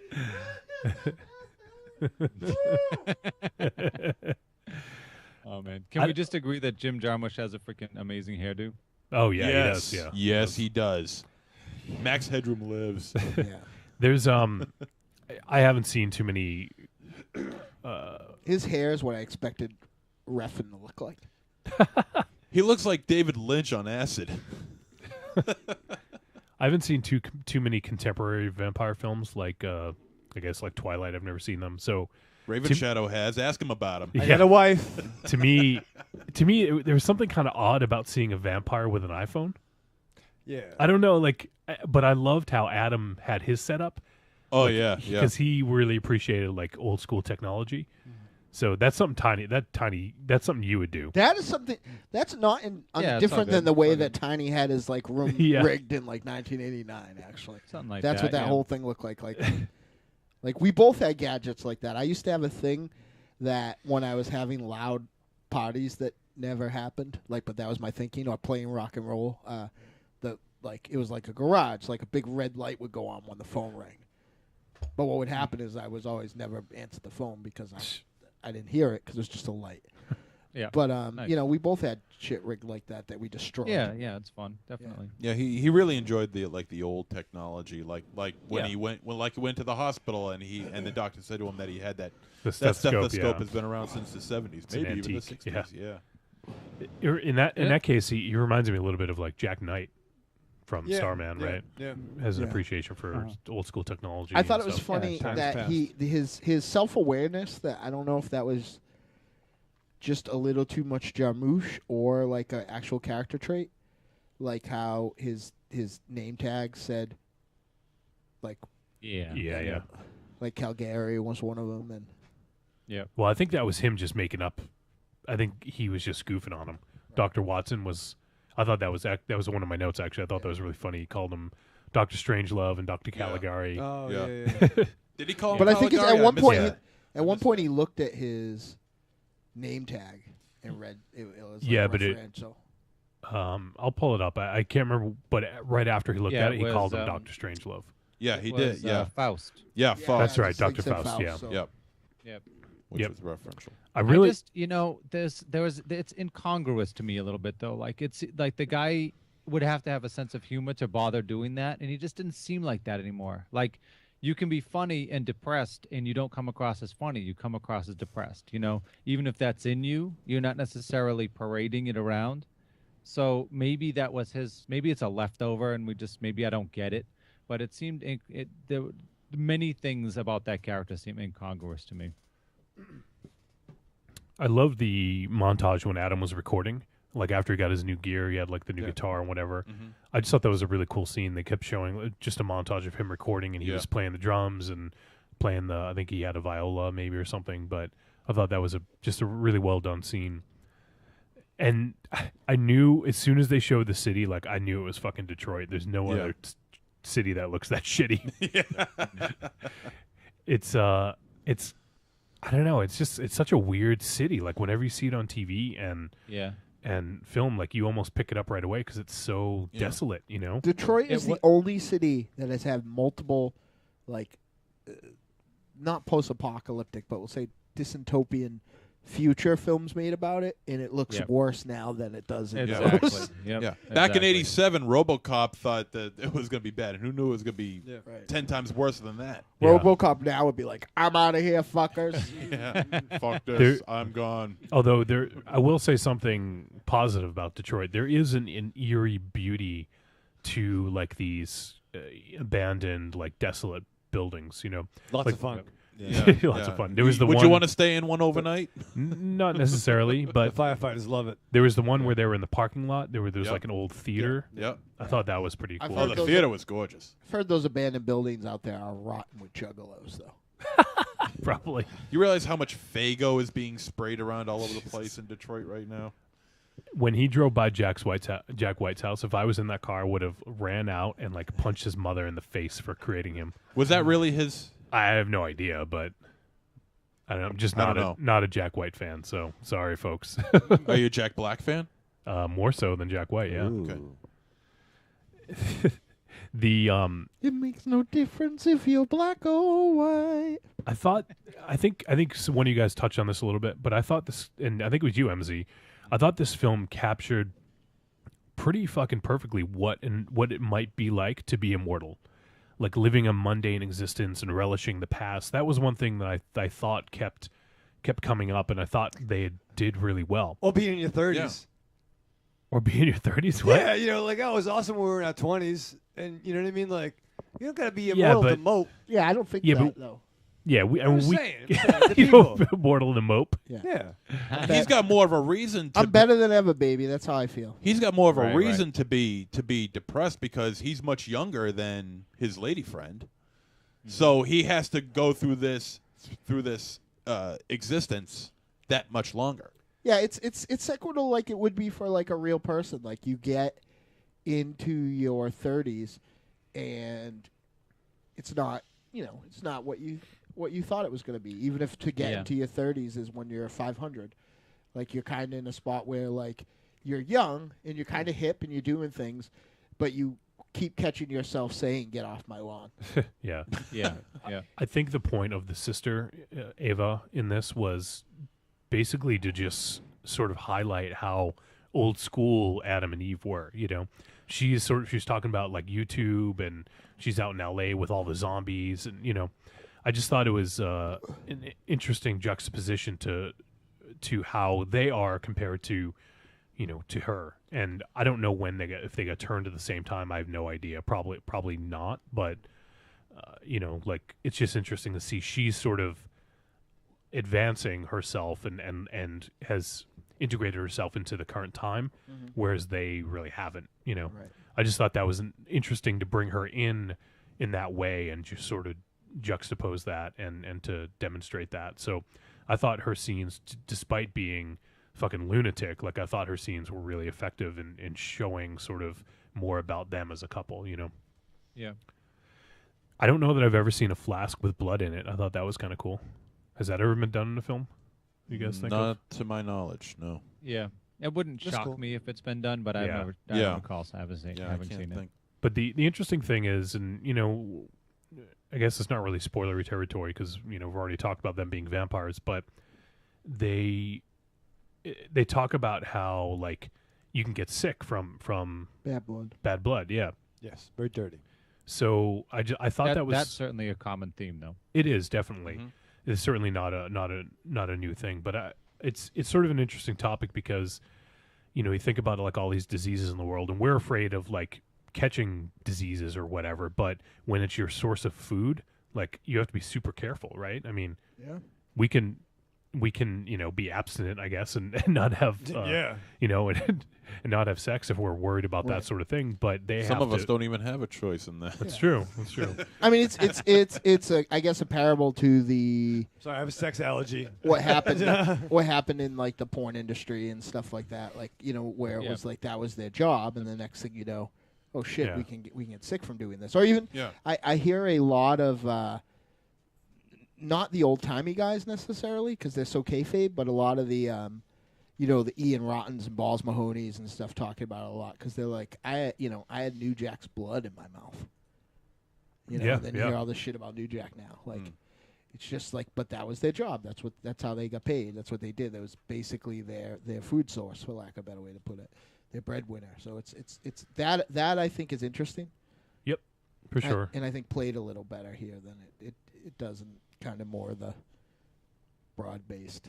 Yeah. So let's go to the verdict.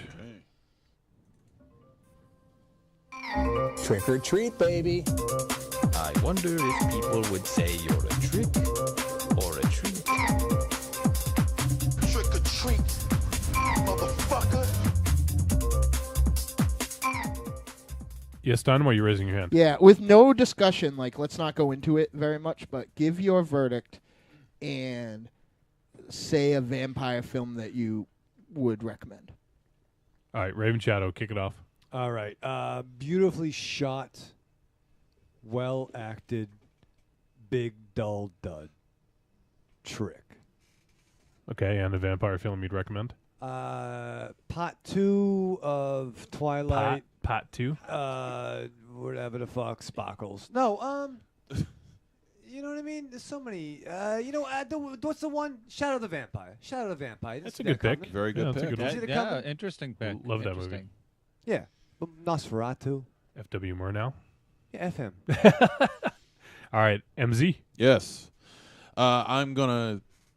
2 words. Soul Dracula. Oh, Snoop. Remember that video that they it's were... fucking great. That was yeah. amazing. And I looked it up on YouTube, and it's there. Wow. Nice. Ooh, that's amazing. It's fucking phenomenal. You got to see this. So, Soul Dracula, check it out.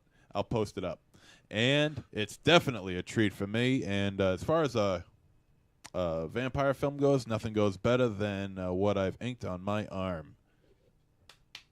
1922, Nosferatu. There you go. All right. Tiny. Can I say one more thing about this movie? Sure. Do we have time? This is the first vampire movie that actually made me consider the idea that you have this infinite amount of time, but you don't have an infinite memory.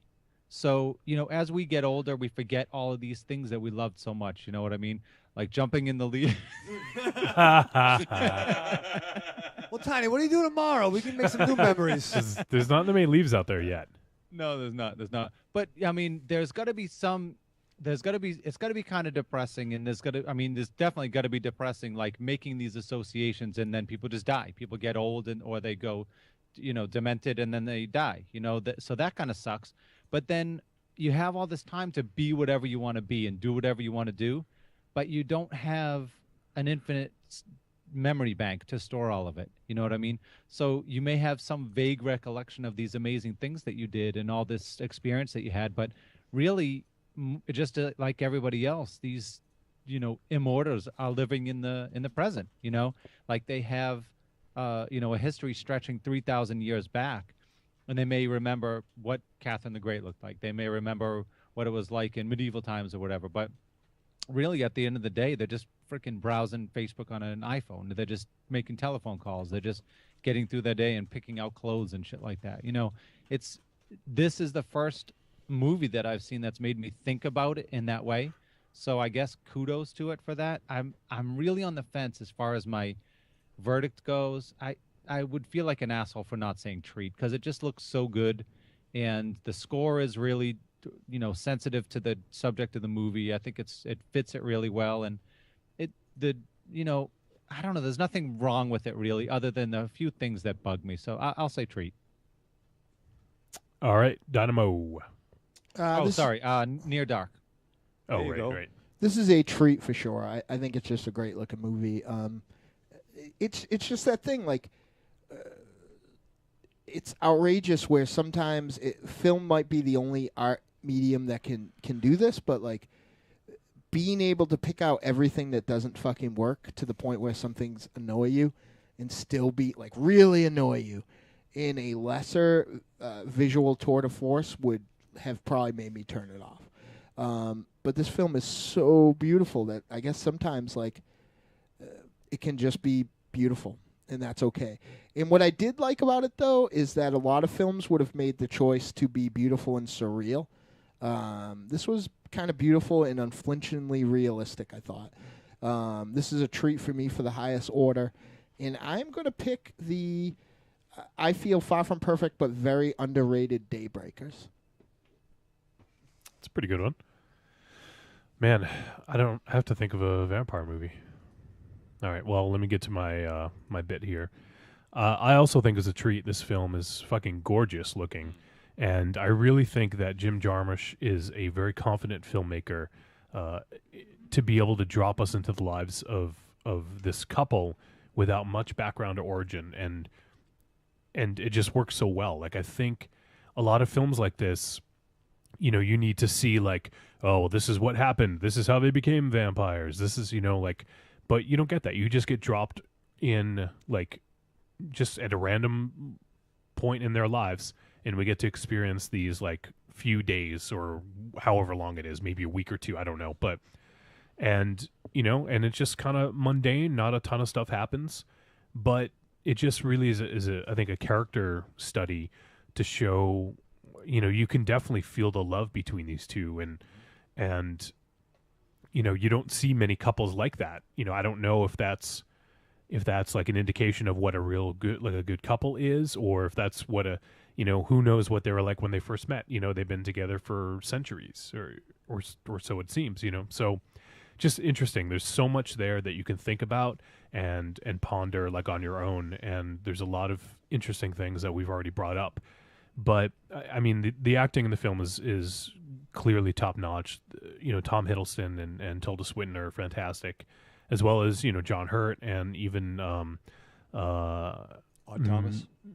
Yeah, he's fine, definitely. And Mia Wasikowska plays a great, you know, crazy little sister, you know. So acting is great. The score is perfect. It fits the tone and the ambience of the film just right. And especially for this sort of, like MC had sort of mentioned, like the sort of vibe that you'd get for, you know, what Adam's music is like, you know. So yeah, I think this is a treat, and I think this is a really fantastic film. And about halfway through the movie, I was like, man, could we be reviewing a vampire film that's not really a vampire film? Like, you know, like I thought that there was a chance that everyone was going to hate this film because not a ton happens, you know, but it's a gorgeous film. And if this was in the hands of another director, I don't think it would have been pulled off nearly as well. I think he really does a fantastic job of pulling this all off. And that's his bit too, right? Yeah. Look at his take on westerns. Look at his take on basically, you know, what essentially that John Woo style, you know, gun movie, like gun porn. Like, you know, this is what he does. He takes, you know, this is genre cinema through the eye of him. You know, and it's pretty cool because a lot of people who do that sort of thing are, and don't get me wrong, they're two of my faves, but like, you know, guys who are DJ directors like, you know, Rob Zombie or Tarantino or Rodriguez, who take what they like and, you know, use it for their own bit. Like, this is, I like these movies, and this is what it looks like to me. Yep, for sure. Can you imagine for a second how shitty this movie is on paper if you don't have these actors, this director, that soundtrack, the DP that was on here. Yeah. Like, it is just garbage. It's absolute garbage. But when you have excellent actors supporting it, and you have beautiful cinematography and a great soundtrack and a great director, all of a sudden you have gold. You know, like, it's amazing how powerful that can be. Absolutely. I'm gonna go for my film. I'm gonna go with Blade 2. Because I've been watching The Strain, big fan of Guillermo del Toro, so I'm going to go with that one. Can we get an honorable mention of Embrace the Vampire with Elsa Milano? That was my joint. Because she gets naked. Oh, my God. Yeah. Treat. Is that a treat of the highest order for you? You don't often see gravity affecting breasts in cinema, but yeah, you definitely do with Embrace of the Vampire. There's like some like... It's kind of sliding to the side when she's on the slab. Oh, I think it's perfect. Perfect. No, dress. it's great. It's great. I'm just saying, like, it keeps it mad real. And then I know that slab tiny. That's fucking nice. Oh, my God. And why don't we fucking watch that movie and plant some leaves? Craft some pumpkins. Like the old days. Yeah, like back in 97. Throw in a VHS of Embrace the Vampire. Yeah, it's Embrace. I also want to... it's abrasive.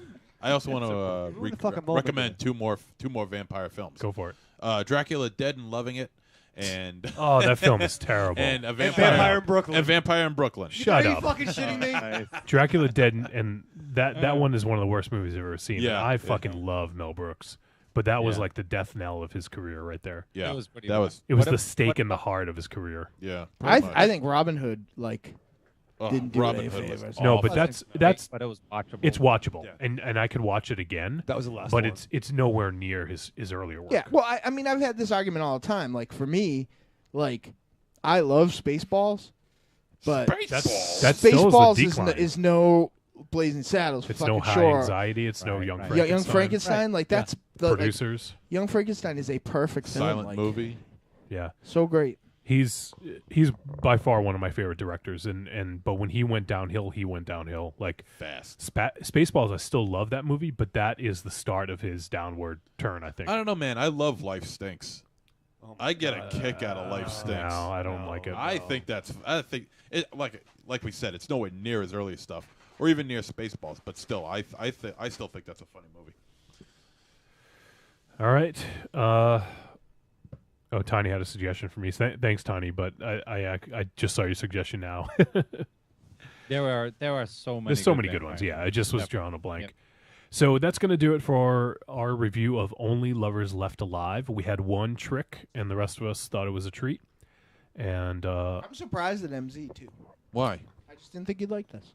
No, I loved it. I loved I wasn't everything. yeah, There I was wasn't a lot sure. to like about. There was a lot to like about this film. I'm glad you did. I'm glad. Yeah, me too. So am I. So that's it for the review. Check this out. It's on VOD right now, and I would imagine this will probably hit Netflix soonish, especially now that we review films. It seems to hit Netflix right after. Yeah, I don't know that I would buy this, but like it's a real good like streaming option. Oh, But yeah. if you got a Jim Jarmusch box set, Yeah. I wouldn't be pissed about getting this. You know. Yeah, for sure. So next week we're going to review the film. As we talked about last week, our entire October lineup is set. We're going to review Killer Mermaid. From the art house to the outhouse, folks. It could be. It is directed by Milan Todorovic, who I've never heard of him. But it stars Franco Nero. So that's you said his name incorrectly. Jesus. Franco Jesus Nero. Sorry. So that's actually why we're doing this, because I had to check out a movie called Killer Mermaid with Franco Nero. It's also referred to on IMDb as Nymph and Mamula. But we know it as Killer Mermaid. And we're also going to do a double shot review next week. Okay. Dynamo and I went to go see the movie Tusk, Kevin Smith's film. And I figured it was only fitting to do Killer Mermaid and Tusk in the same show. So if you guys want to get in on that action, go check it out. It's in theaters. Yeah, and I'll tell you this. Say what you want about the film or whatever else, and I certainly have a lot to say about it on both ends of the spectrum. It is important to see this film in the cinema, I think, because you're not ever going to see a film like this, at a multiplex ever again. We were there alone. Essentially, someone walked out during the fucking movie. So, Really?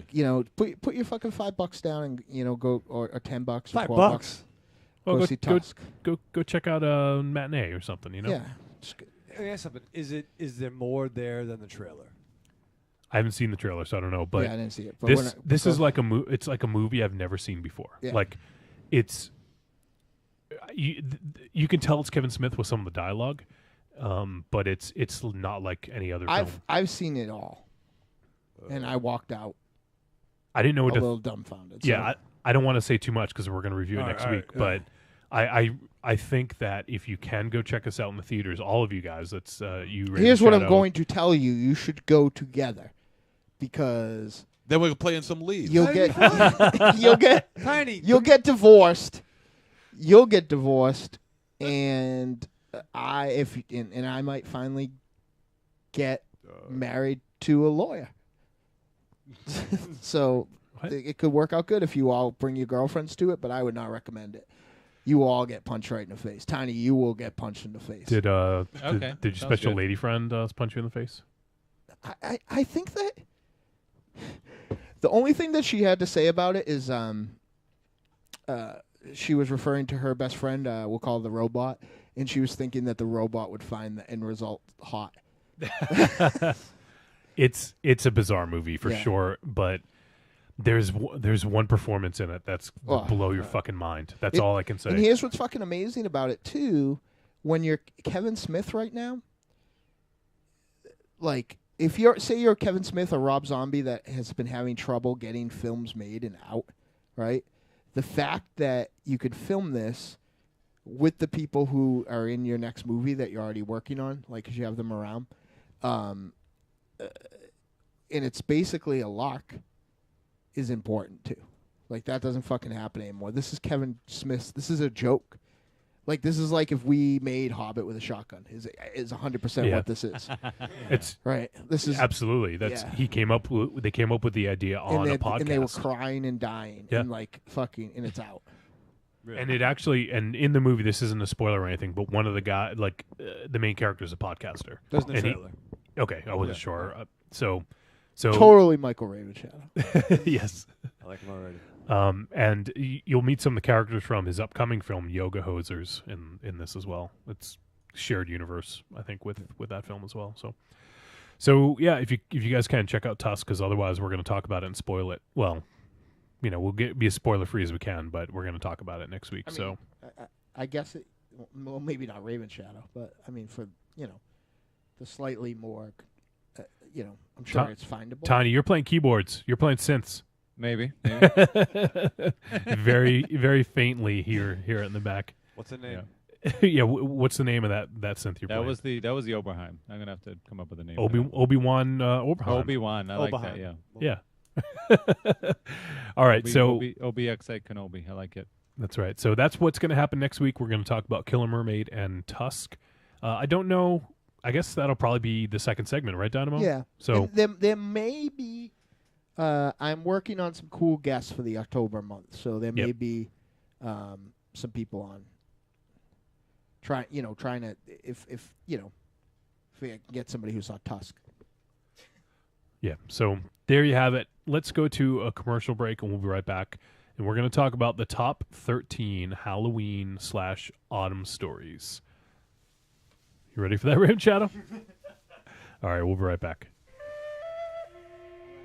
One dark and stormy night in the mid-'80s, Joe Bob Briggs, Harlan Ellison, and the ghost of El Santo pulled a train on Elvira while Siskel and Ebert sobbingly masturbated in the corner. From that union arose the greatest movie critic and luchador that ever lived. But we're not going to talk about him. He's kind of a dick. Instead, we're going to talk about me, El Goro, the stuttering movie fan and host of the Talk Without Rhythm podcast. Every week on Talk Without Rhythm, I discuss 2 to 3 movies tangentially tied together by a theme. I cover action. I'm the most complete fighter in the world. Sci-fi. Open the pod bay doors, Hal. I'm sorry, Dave. I'm afraid I can't do that. Horror. Oh, no tears, please. It's a waste of good suffering. And the continuing adventures of James Spader, sexual deviant. You're not worried that I'm going to fuck you, are you? I'm not interested in that, not in the least. Now pull up your skirt. So check me out at tworpodcast.blogspot.com, drunkenzombie.com, or subscribe on iTunes. Talk Without Rhythm, the only podcast that will not attract the world. Adios. Oh, delicious nerds. Ms. M knows you like to chat it up with other sexy shut-ins about comics, movies, video games, and your favorite TV shows. If that sounds like you, cuddle up to the Trick or Treat Radio Facebook group, or the FIB. That stands for Fan Interaction Board. Just go to Facebook and search for Trick or Treat Radio and have more fun than a Jedi at a lightsaber sale. Not enough?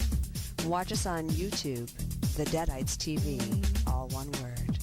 Last but not least, check out the world's most dangerous talk radio show, Trick or Treat Radio, at trickortreatradio.com.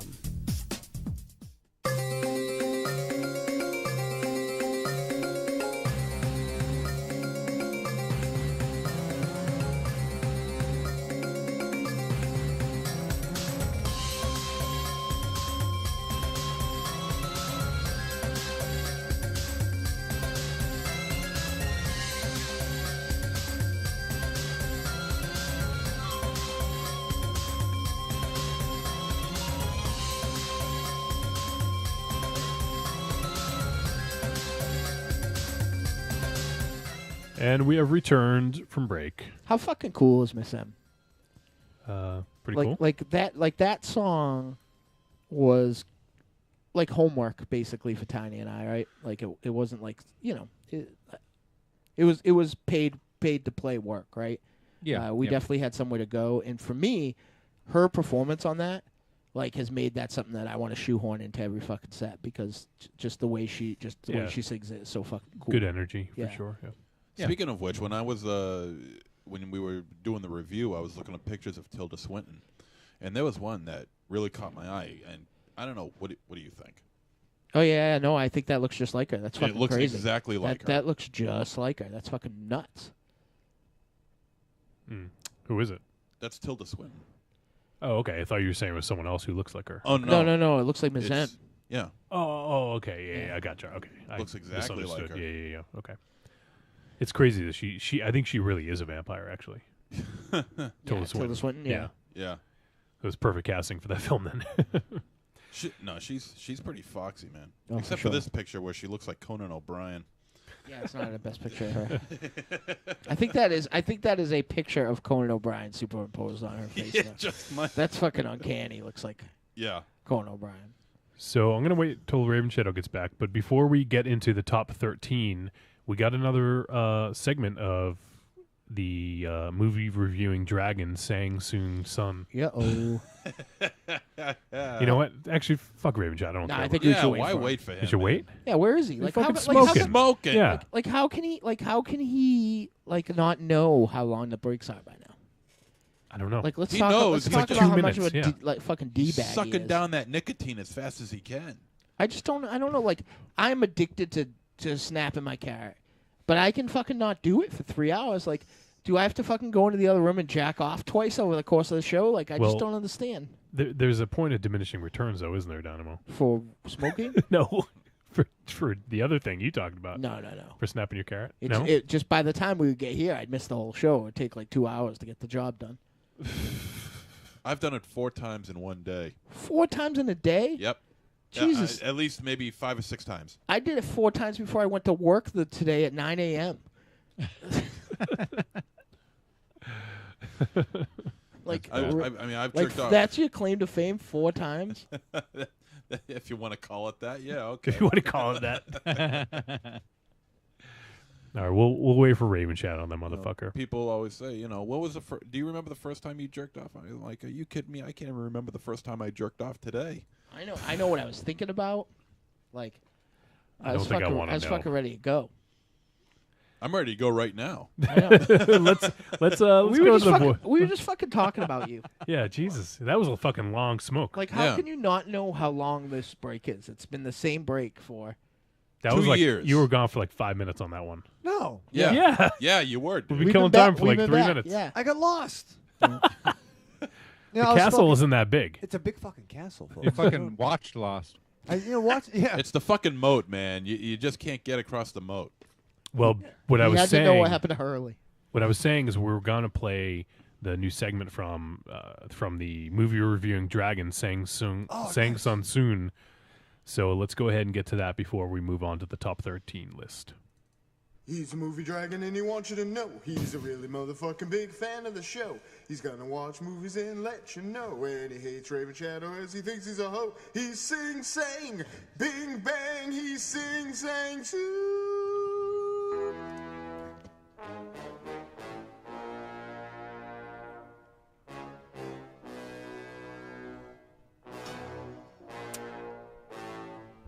Tell you what, I don't want Psychorama. I don't want to talk about Chucky. What? It's like a Rama. Chucky is like the creepiest doll in the history of scary movie. Even though he's a prick that have a sad life, whatever happened to him, he was a man that actually was a bitch. Even though he's cast a spell on himself, turned himself to a doll. That because of a ton of criminal history, no one expected he was a doll. Besides, even though he was a doll, every little kid could be fuck around from him anyway. I'll say Troy just because Chucky keep repeating himself over and over and over, and it's kind of fucking annoying to think about it. Even though he's a little creep and a prick, of course. And I'll say he like to become a doll just because he's a prick. Ravenshadow, hey. My monkey, that I'm feeling high, don't mind. What? What the fuck was that? I'm big dope. What's that? What do you say? Zero, you have bad taste in movies, son. Ravenshadow, my monkey. That mean you're a shithead. And my name is Seinfu Zoo. What? What the fuck? Was he describing Chucky or you? I like that he just started making fun of Monsterzero in the Super middle. drunk dragon and he never behaves, and he's always bringing dragon tricks back to his cave. They won't stone for his movie slaves. He's Fing Fang, Sing Sang, Sing Sang Soo. Wow. Will he fit in studio? How big is that dragon? Yeah.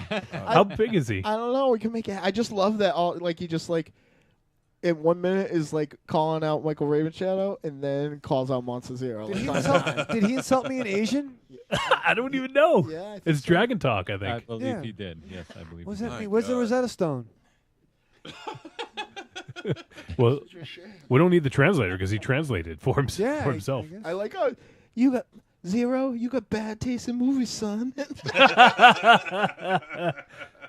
Was he describing Chucky or Monsterzero? No, I think he was describing Ravenshadow.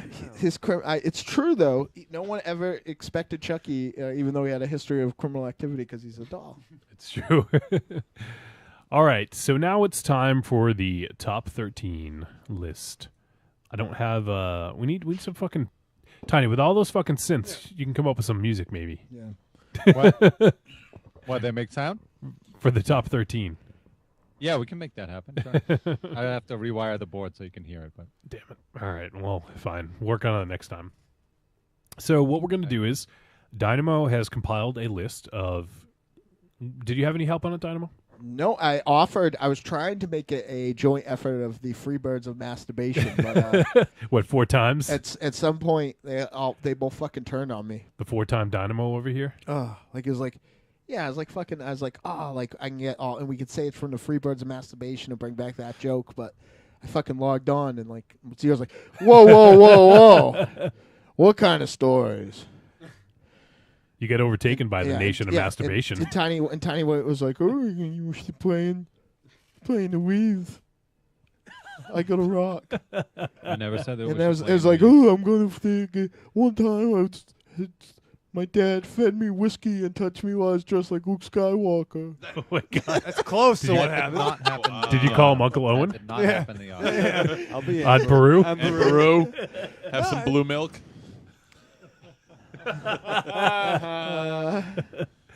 What was Blue Iris? Was that the? Hi, baby. I'm Blue Iris. You want to fuck? Oh, Jesus. Oh, all right. baby, I love to suck cock. Your Blue Iris sounds like a mixture of Buffalo Bill and Nicole Bass. You make me wanna, That's pretty much spot on. You make me want to come. Oh, baby, my dick's as hard as Paul Konerko's bat. The greatest quote of all time. All right, let's get to this fucking list.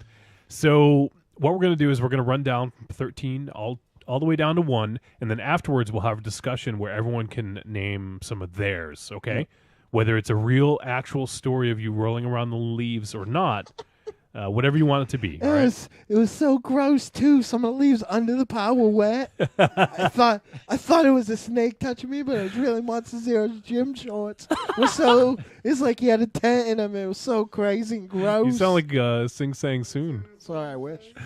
So and let's have a discussion. I don't want you just to read a list. If someone agrees or disagrees with it, fucking say something. Yeah, it's only fucking worked all these other times we've done it. Yeah. Got tons of feedback too. Exactly, yeah. I don't think that the listeners will think this is engaging, even though we get fun. I hate all you guys so much. I hate you. All right, so let's go ahead and let's. You know what? This attitude is my why you're fat. my first story is the story of a fat podcast that killed all his co-hosts. All right, you ready, Dynamo? Yes. All right, I got some visual aids. Really? From looking at Ravenshadow. Bad blood. Shouldn't have fed off John Hurt from Holden. Oh, Jesus. I got a visual Complications of visual aids. Yes. Okay. So so so if you're watching the live feed, you'll get to see some art. Yeah. So this first one is actually about 10 stories. From the time that Wolfie first played this band for me, from the first note, I was like right back at the old Ghost Walk that we used to do in the 80s and 90s in Leicester as a Halloween tradition. Like, this is the soundtrack to my youth. It just happened to come out like 20 years after. Like, this band led by Ryan Gosling Mars is the soundtrack to this next generation's Halloween. It is so amazing, and stories about werewolves in haunted rooms and stealing people's souls is like crooned pitch perfect by Gosling and company, and it's so fucking good. If you've never heard this album, if you listen to this in the hottest day in July or the middle of a blizzard, you will be transported to Halloween Time by Dead Man's Bones. Played a little bit in the background. Yeah. So we got the, if you're watching the live feed, you get to see the cover of the Dead Man's Bones album with the goose right over there on the right-hand side. And they worked with like a kids choir, right, Dynamo? Correct. To make some really fucking creepy... A kids choir that was actually funded, a program that was funded by Flea from the Red Hot Chili Peppers. Oh, yeah, that's right. It's the Silver Lake Conservatory of Music Children's Choir. So this is very cool, and it definitely... And it's so fucking sexy. It is very sexy. We got MZ over here is going to go for 5 today. Hey, were you here for that, Tiny, yet? MZ was bragging about jacking off 4 times today. No, not today. No, that's his record. That's his fucking record. Yeah, in a 24-hour period. Yeah, well, whatever. I'm pretty proud of him. Like I said, I jacked off 4 times before I left for work at 9 a.m. this morning. You are the Pied Piper of masturbation. I am. I have very little sexual frustration because I'm the Pied Piper of masturbation. All right, anyone have any comments about Dead Man's Bones? No, because they don't like music. That's good. You like the goose? That's cute. It's a pretty sweet cover. I'm more of a Maverick fan. It's fucking good. Maverick. I just want to hear a little bit of it. I'm surprised you haven't heard this MZ with us. No. Yeah, no, it's really good. It Yeah. really is undeniably good, and it's lo-fi in a way that I'm really into right now. Yeah. Adam from Only Lovers Left Alive could have made this music. Yeah. With his equipment. So, all right, I don't want to play too much because YouTube will get mad at us, but there's the goose right there for you. Yeah. All right, there you go. Dead Man's Bones. Right. DMB. This next story is a favorite Halloween story of mine because if you only think of the plot of this film, this could kind of actually have happened in an age of kind of absentee parenting and latchkey kids. This is a film by the legendary trash auteur Jeff Lieberman. And this is a super underrated slasher film entitled Satan's Little Helper. It is fucking terrific, and I don't know why. Like, I never hear anybody talking about this movie, and when I occasionally do, it's like on lists of like worst movie. But this is a fucking terrific film, I think.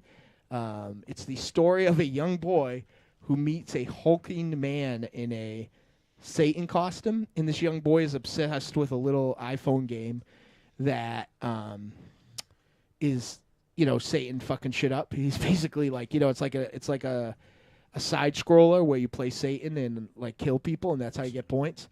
So this little dumb kid thinks that, oh, good, Satan's here to play with me for real, and they frolic through a killing rampage. The end kind of falls into like typical slash and stock, but the first like 65 minutes of this movie are fucking perfect and ridiculous, and this is maybe one of Lieberman's best films.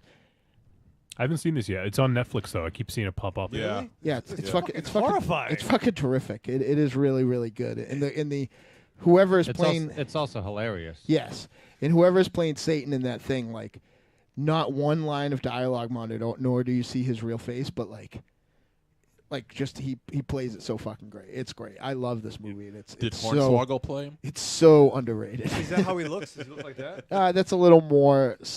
It looks like a rubber. He has a rubber Halloween mask on that looks like that.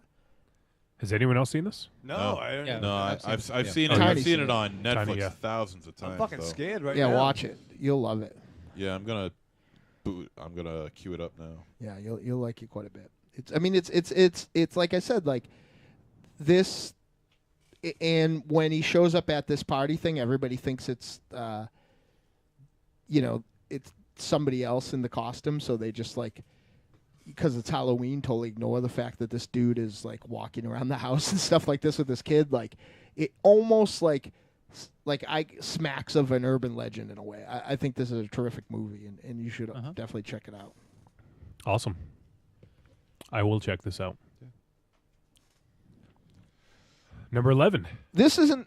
This is actually, if you took it as a Halloween story, is pretty bad Halloween story, because I feel like it is a victim of some of the most shoehorned in, gimmicky professional wrestling writing ever. But that doesn't matter to me, because the now defunct WCW's Halloween tradition, Halloween Havoc, was so fucking fun. Featuring things like the ridiculous Chamber of Horror match where the loser gets electrocuted in an electric chair, a couple of spin the wheels make a deal, and a monster truck sumo wrestling battle on top of the venue between Hulk Hogan and the Giant. It also has a giant mummy showing up at the end. It is ridiculous shit, but you know what? This kid loved it. Fucking loved it, because it was his two favorite things. Halloween. You know, they'd have battle royals where everybody wore masks. They'd have the Wrestling Phantom is showing up at Halloween Havoc, and that was the way they debuted. You know, what a fucking waste of. You know, we want people to buy our pay-per-view, but we're not going to tell anybody that Rick Rude is showing up. We're going to have him be the Wrestling Phantom and then take the mask off halfway through. Fucking great. It was just so fun and so ridiculous and so much harebrained ideas, but it pushed the Cactus Jacks and Jake the Snake Roberts and Vader's and guys like that to the top of the card for at least one night of the pay-per-view year. Good bad shit is Halloween Havoc. And it is all available on the WWE Network for just a mere $9.99 a month. And if I remember correctly, because Rey Mysterio started the string of dressing up for like big shows. Yep. Phantom. And he did the Phantom at, I think it was 97 Yep. when he fought Eddie Guerrero. which is a fucking amazing One of the best match. matches. Which I feel like if somebody made a top whatever matches of the past 20 years and you polled 100 people, that would be on like at least 80 of them. That's such a fucking great match. When I started hanging out with the Deadites posse, and after being shown some, ECW, I remember one of the first matches was that Ray and Eddie match, and it was like, what the fuck? That was like indoctrination. Like if you were going to hang out with us, you had to watch that match. Right. Yeah. And you had to watch Hayabusa cry. Yeah. Yeah. Yeah, I dig it. I think that's cool, and I'm definitely going to check out some of the old Halloween Havocs, as bad as some of them are in the October, right, in the month of October. While they did a bad job of having it actually look like autumn ever, what Halloween is complete without the Halloween films? With the exception of 3. They basically tell the epic story of Michael Myers, and he, his unprecedented and incomprehensible quest to kill everybody of the same bloodline of his. But I mean, whether it's the Silver Shamrock commercial or Michael Myers chasing a young Danielle Harris through the forest in a moonlit night, or the people walking through the streets of Haddonfield as one leaf blows by, or Zombies Halloween, which really looks like autumn and really almost you can smell the Halloween on it. Like, come on, these are the quintessential Halloween horror films. And for me, I've seen a bunch of lists on the internet where these are the movies that I'm going to watch for Halloween. Not even people reviewing them. Like, these are lists, and they have things like, I'm sorry if this is your list in particular I'm picking out because I saw a bunch of these, but like they had things like Cannibal Holocaust or Jaws or other things on there. And for me, like, I'm quoting my hero and buddy, the king of Halloween, Michael Koopman, when I say, I watch those fucking movies all year round. Like, I'm not a normie who uses this excuse to watch horror movies. Like, I'm going to watch movies that happen on Halloween, or around Halloween at Halloween time.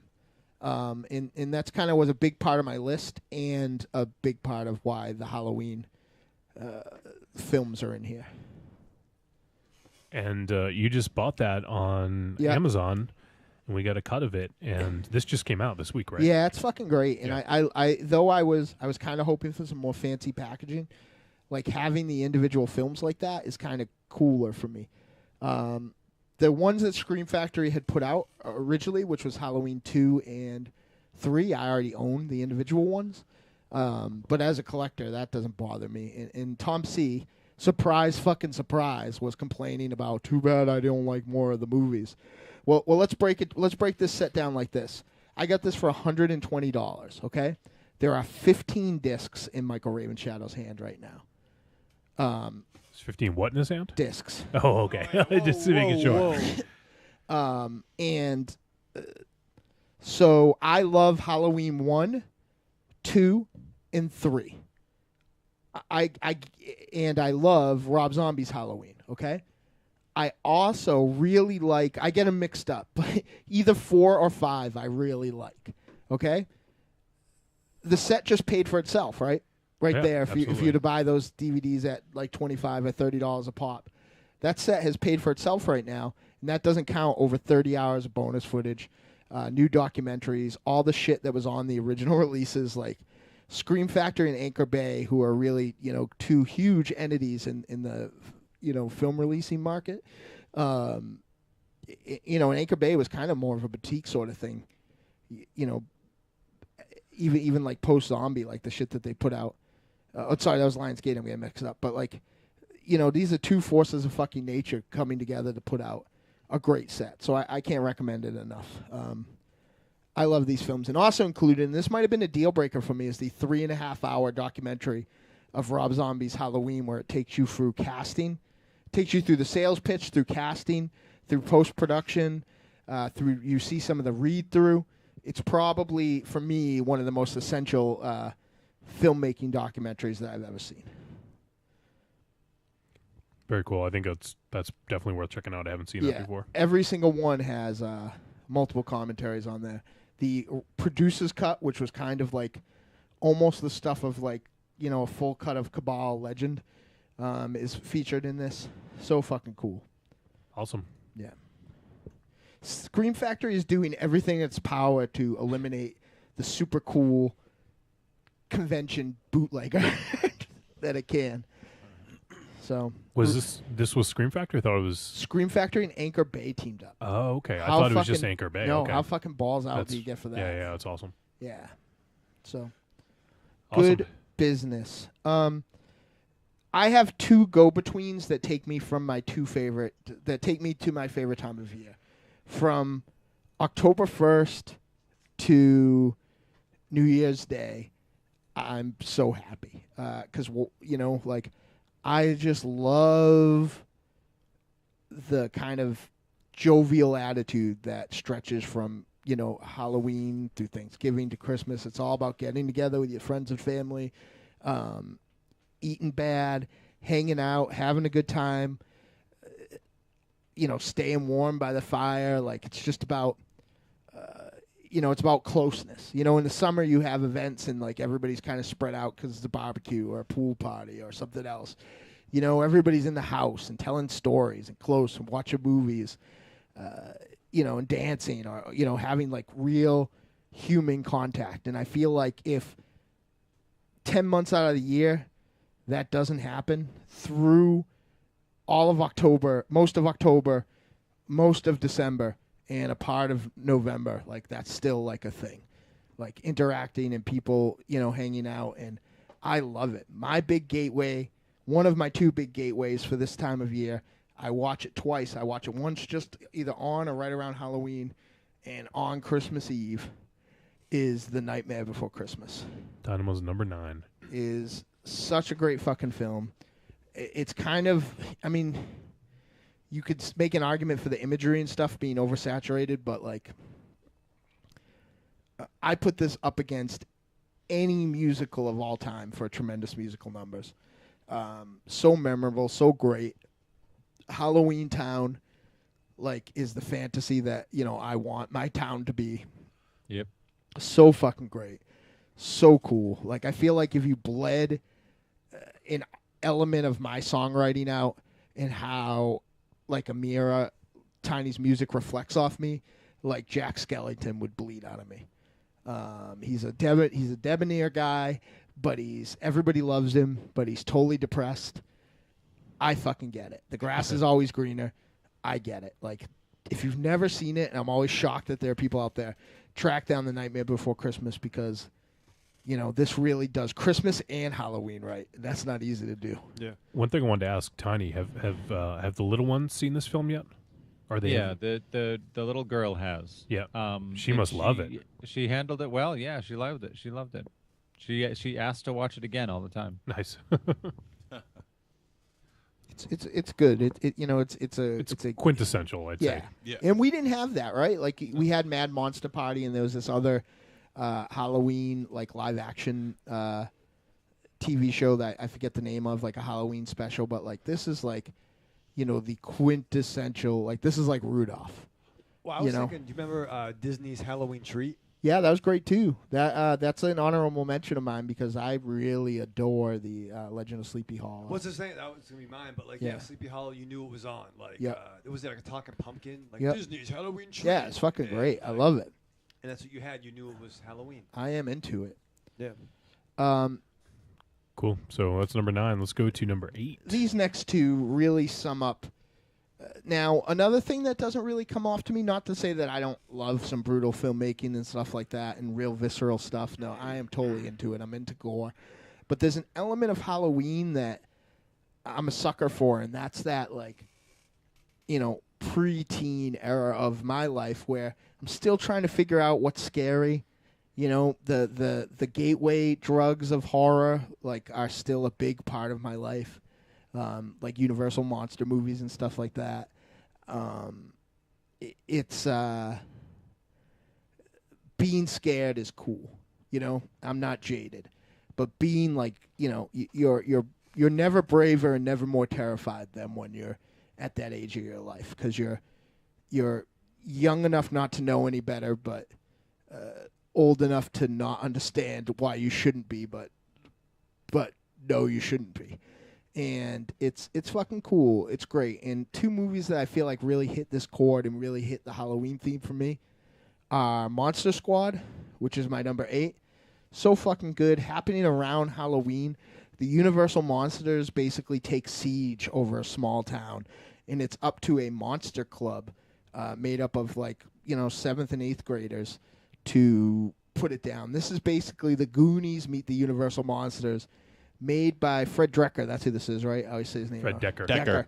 Who also made the incredible Night of the Creeps. Yes. I wish we saw more of this guy because his aesthetic is fucking great. And written by Shane Black. Yep. So fucking great. What a great movie. Great cast. It's got Tom Newell, the guy who ended up being Tom Noonan. The guy who ended up being the killer in Manhunter and also in House of the Devil. House of the Devil as well. Great character actor.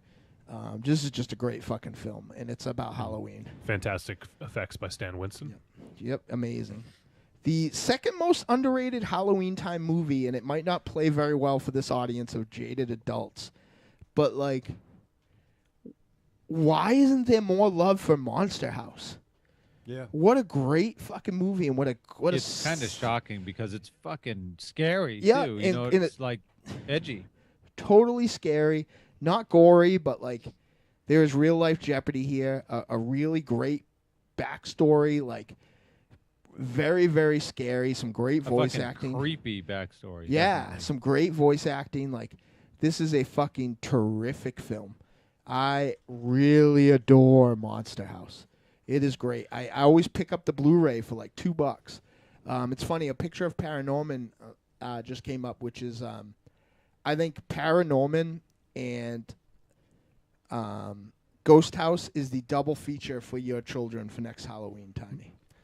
Monster House is unavailable on Netflix to stream. I just looked, but it's Yeah. available on DVD if you have that. Yeah. But Monsterzero's house is available. Whenever, if you That's got available the- for free. Just show up. Yeah, and Don't twice, go there. And twice as terrifying.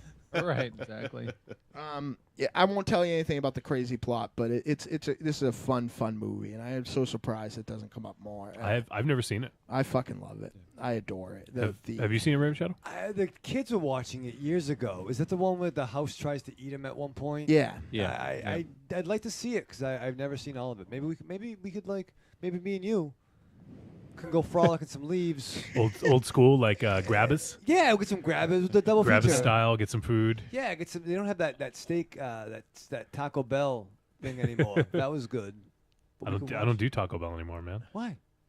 Vegetarian. Get the fuck out. Yeah, Are you really? Yeah. Really? Yep. Why? Whoa. For like 2 months. Come on. Yeah. No wonder you look like shit. No wonder you're sick. Yeah. Really? Yeah, really. I'm fucking disappointed. Let's go to remember children. Have you, MZ? Have you seen Monster House? No, I've heard of it though. But I mean, these kind of films are not really my bag. But I mean, if Dynamo says it's good, and if Have you seen Paranorman? Yeah, we reviewed it. Oh, right. And So- I enjoyed it. Yeah, so this is a great companion piece to Paranorman. I think. I'll check it out. And I'll if this check is it your out. number 7 on top 13, like that's pretty high I praise. fucking I'd love say. it. Yeah. I always forget about it. Like it's not ingrained in me enough to be that way. But not unlike Pulp Fiction or Jaws, if I turn on and Monster House is on, that's what I'm doing. Yeah. Right then, like I'm watching Monster House. I love it. In fact, there was a point she's never done this, but my special lady friend was finally at one point because it was on Netflix Instant for a while. Was like, enough Monster House, like no more Monster House.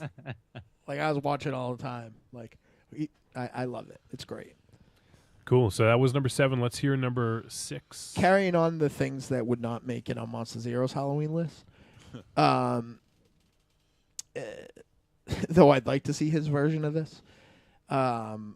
There were 2 dueling Halloween traditions as a kid. Other ones would come and go, but there was always Disney's triple treat. Is that what it's called, right? Disney's Halloween treat. Right. And it's the Great Pumpkin, Charlie Yeah, Brown. there you go. That's how you knew it was fucking Halloween. Oh, yeah. Right? When that was on, it was always paired with something else. And it's fucking great. You know, like, Peanuts Land with a fall landscape, a Vince Guaraldi score. Like, it's fucking great. There's nothing to say. And there's not a single person in this room that probably hasn't felt like Charlie Brown at one time in their life. And probably a lot of people listening have felt this way, too. It's fucking terrific, and it still holds up today. Very classic. Yeah, the ambience is amazing in that. Yeah, the scene in the pumpkin patch, like that's that's Halloween. Like that's what this list is all about to me. I smell it, I feel it. That's Halloween. Like rolling around the leaves. Yeah, rolling around the leaves. Yeah, I haven't seen this in years, and I'd love to watch it's this great. again. You know what I love about that time? This is you might have had a TV guide. That's how you knew what was on TV. Yeah. But like it'd be a Friday night usually, and you think you're gonna watch Different Strokes, and that little pause and the special. Oh, graphic would come on. A special, like, a CBS special presentation. and it would like thing. You'd be like, oh, what the fuck's on? And you're like, oh, Snoop. Great Pumpkin. I remember, I don't know what age I was, but having a fucking meltdown because I missed. Like, I caught this just one day by accident at the tail end, and it was fucking gone, right? Like, it was no easy view. Yeah, There was it was before. Right. My pops was pretty savvy. It's why I have such a great wrestling collection still of like recording stuff. And we had all like Rudolph and that stuff. But for whatever reason, it didn't cross his mind to have the Great Pumpkin Charlie Brown recorded. And I was fucking not happy that I missed it. Here, let me see if I can do this. I'm utilizing XSplit's new technology. XSplit. And I want to see if I can play stream a video. Let's see. Video playlist? I don't want a playlist. I just want one video. Here's Ravenshadow. Just, talk some shit. You know, ghouls and goblins, things that go bump in the night. That's what I think of when I'm in the leaves. Yeah. Dirt and tide. Things My like, mom, who's fucking touching my knee? What the fuck is Mama that? Luke? Mama Yeah. Luke. You know what I mean? You get dirty.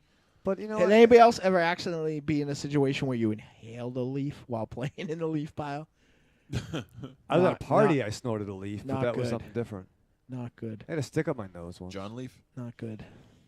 That was weird. John Leaf. I mean, Look out. the kind of punchline of this list is if you watch any of this stuff any time of year or read, see, whatever, it's Halloween.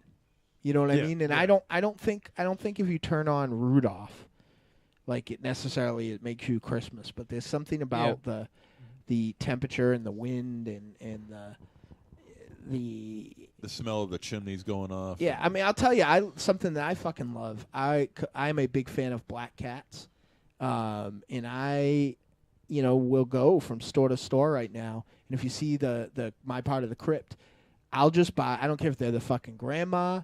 I don't care if they're just to grandpa, to whoever else. I'll buy all the cool Halloween cards that have black cats on them. Grandpa and Grabba. Yeah, and like. It's just so fucking great. Like I just a terrific time of year. I'm sure no one is surprised by how important it is to me or us. Yeah. But it's fucking great. All right, let me try this. This is an XSplit first for us. I'm going to try to play a video here. So let me switch. Here we go. Nice. Yo. Yeah, that's it. That's the fucking thing right there. That's the fucking joint. You're like, what the fuck's going to be? Figures there's no sound. Was there sound for that? Yeah, it was there a was. doo-doo-doo-doo-doo. Yeah. Something. I'm not doing it. Yeah, I guess there's no sound on this one, so. Oh, That's well. fucking great. I got on I was at my grandparents' house, in the living room. It's so good. It's Halloween. Thinking of my costume. Razor blades and apples. What? Checking my candy.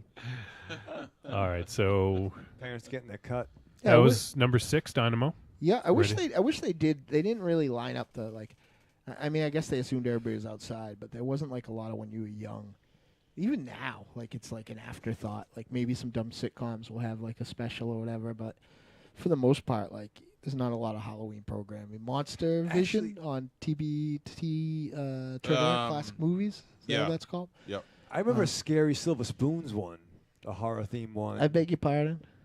No, but like Silver spoons. Ricky! Jason Voorhees just flew out of your stepmom's vagina. on a very special Silver Spoons. I think Facts of Life had one. They had one like Facts Blair of Life. Warner Project? Yeah, no, but it was Twilight Zone, but in Wait, did you just say twat in the Twilight Zone? Yes, he did. The Twilight Zone. That is what you just said. right? Smell about moving into the Twilight Zone. Don't go there. What's the next on your list, Dynamo? Yeah, what's number 5, Dynamo? Take a big whiff. It's losing funny you your ask, bones. Ravenshadow, because this is I need a little help here. Ooh. There was a great series called Legend of the Dark Knight. Yes. And for a 3-year click, every year, right around this time, really? they would come out with a one-shot special. Yep. Written and drawn by Tim Sale and Jeff Loeb. And they were some of the coolest looking stories, and they were stories that happened over Batman's career during Halloween. A great Joker story that was essentially or great story that had the Joker in it is essentially almost a Halloween version of the Christmas Carol. Yeah. There was one of the quintessential Scarecrow stories. This is just great stuff. All three of those books were collected into one trade that I picked up by accident, not really even knowing what it was, but just saw this great cover and I'll check whatever this is. It was the pumpkin with the bat symbol in the mouth? No, that was the first one. That was the first. I think I can't remember what the name of the.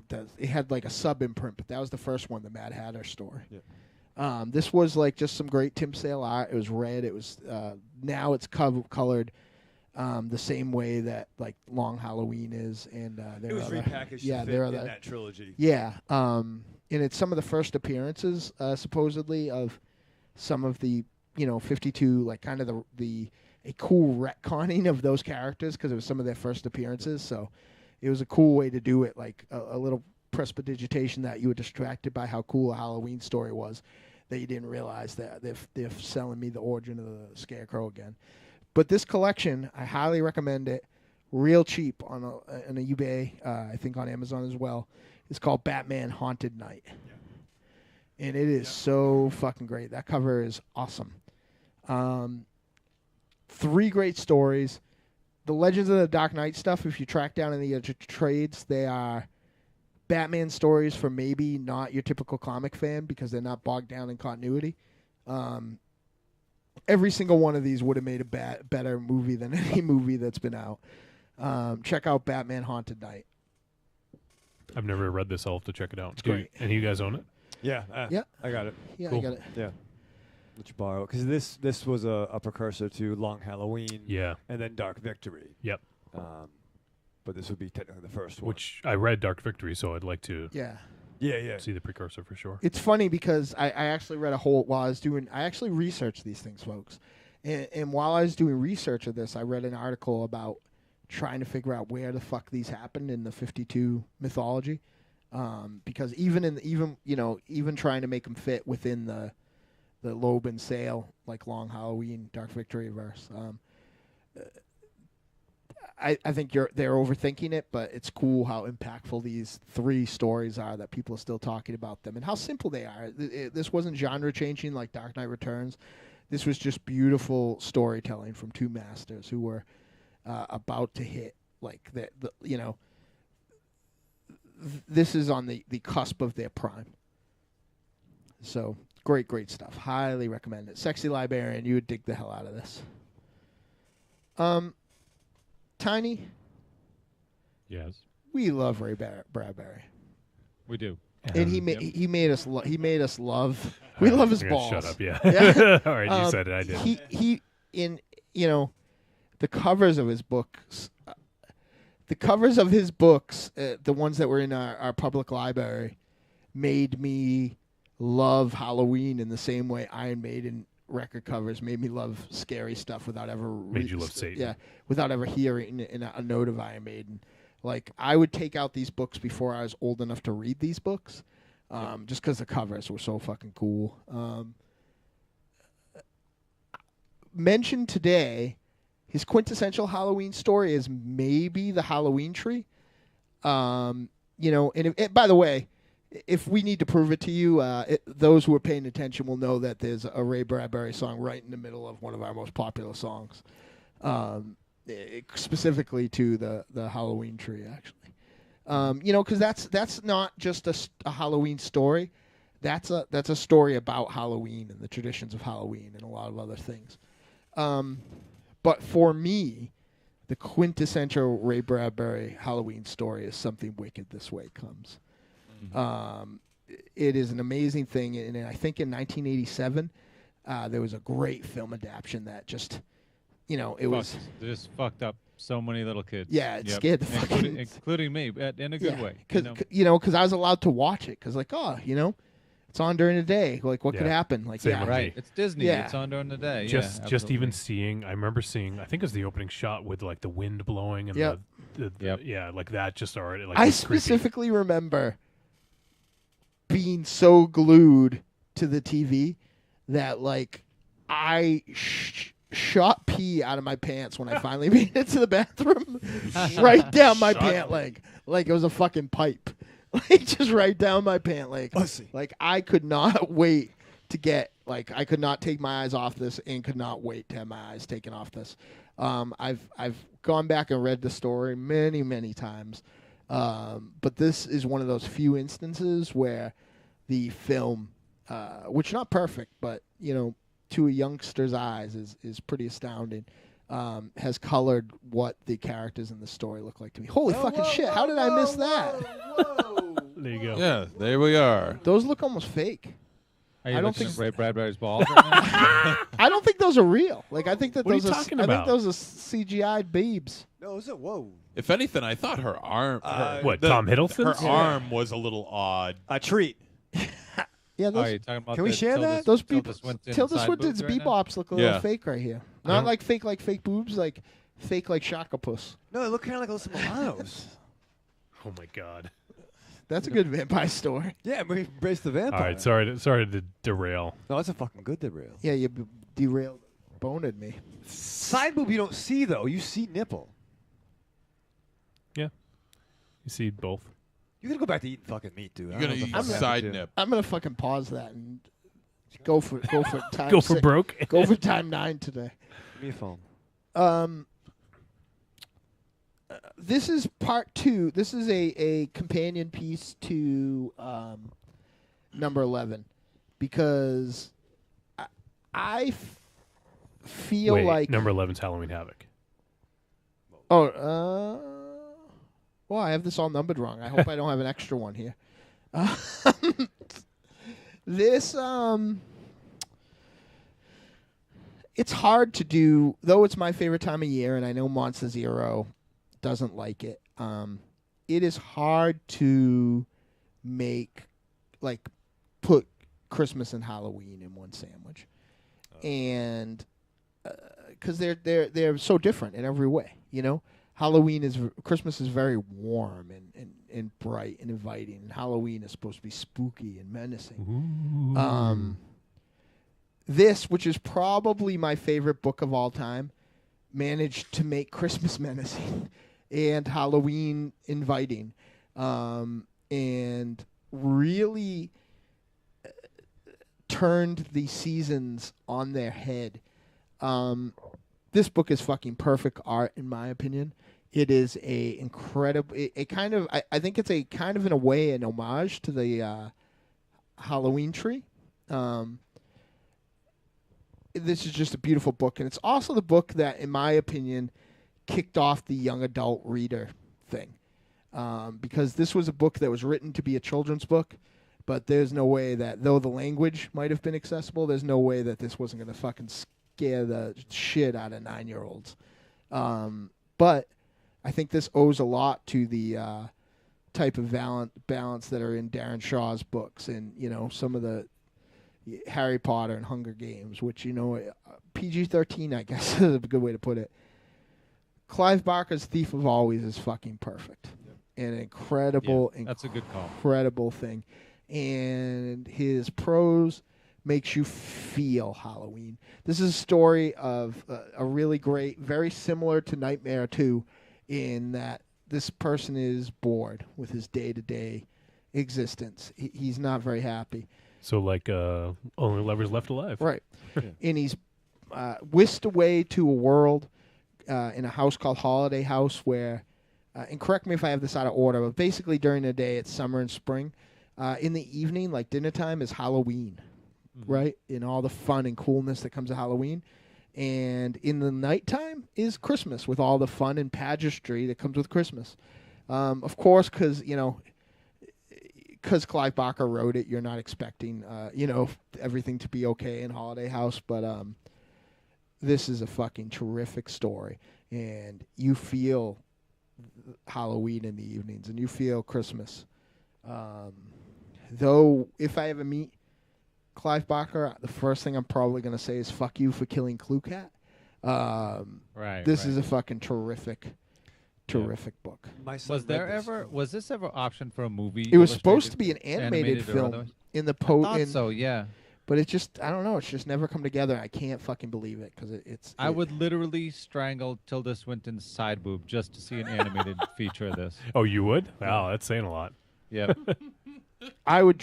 I plan on drowning Tilda Swinton's side boob with my jizz. Oh my god, so fucking lurid. Yeah. Oh, man. Yeah.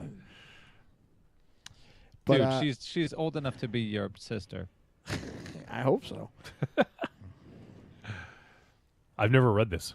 I'll tell you what. If I she know was it's sacrilege. If she was, I'd put the in incest. Historically speaking, I mean, I've read. I was talking with one of our Deadites friends about this recently. I've read all of Clive Barker's stuff until he stopped doing horror and fantasy. As far as I know, I've read it all. And I look back on those books and I love the horror. It's awesome. Yeah. But I like the fantasy stuff, like a Magica a little bit more and WeWorld a little bit more. I think that this might be the book that stands his book that stands the test of time It's best fucking for perfect. me. Yeah. It's great. Yeah, it's great.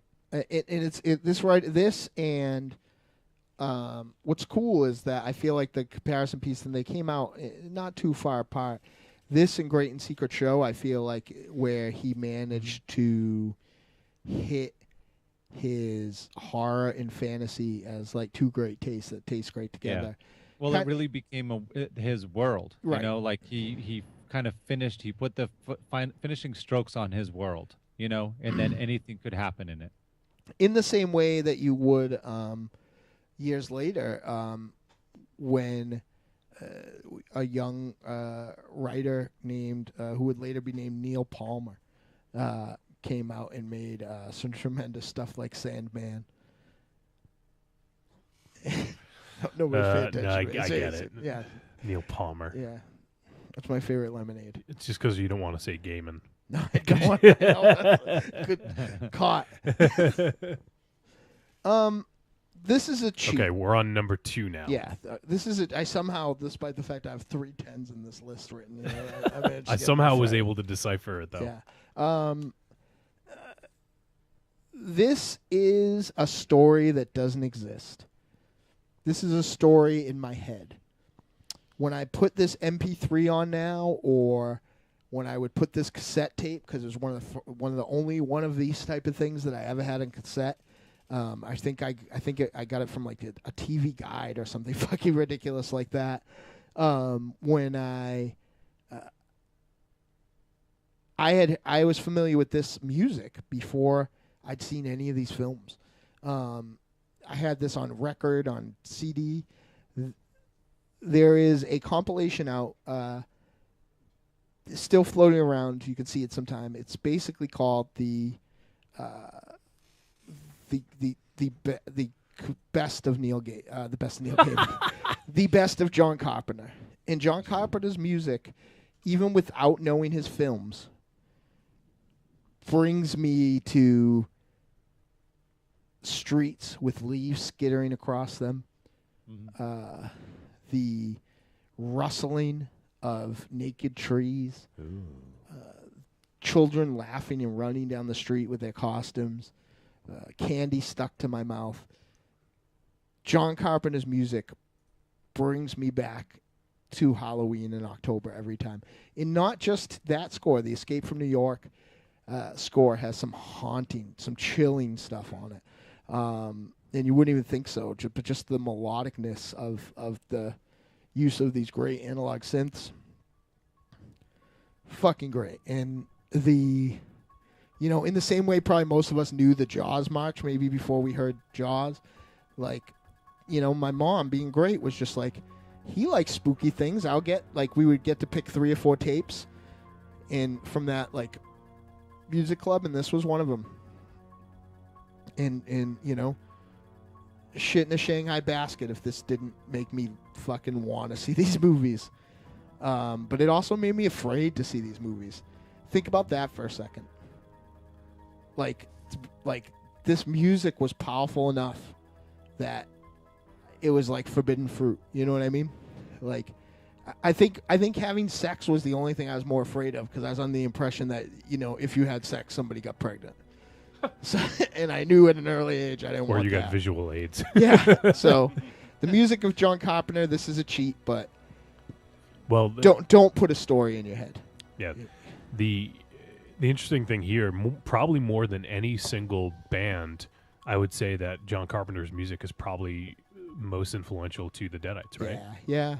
I would say that. I mean, both Tiny and I musically have, like any great partnership, there is like the influences that aren't shared kind of like battle for supremacy to make like a hybrid influence.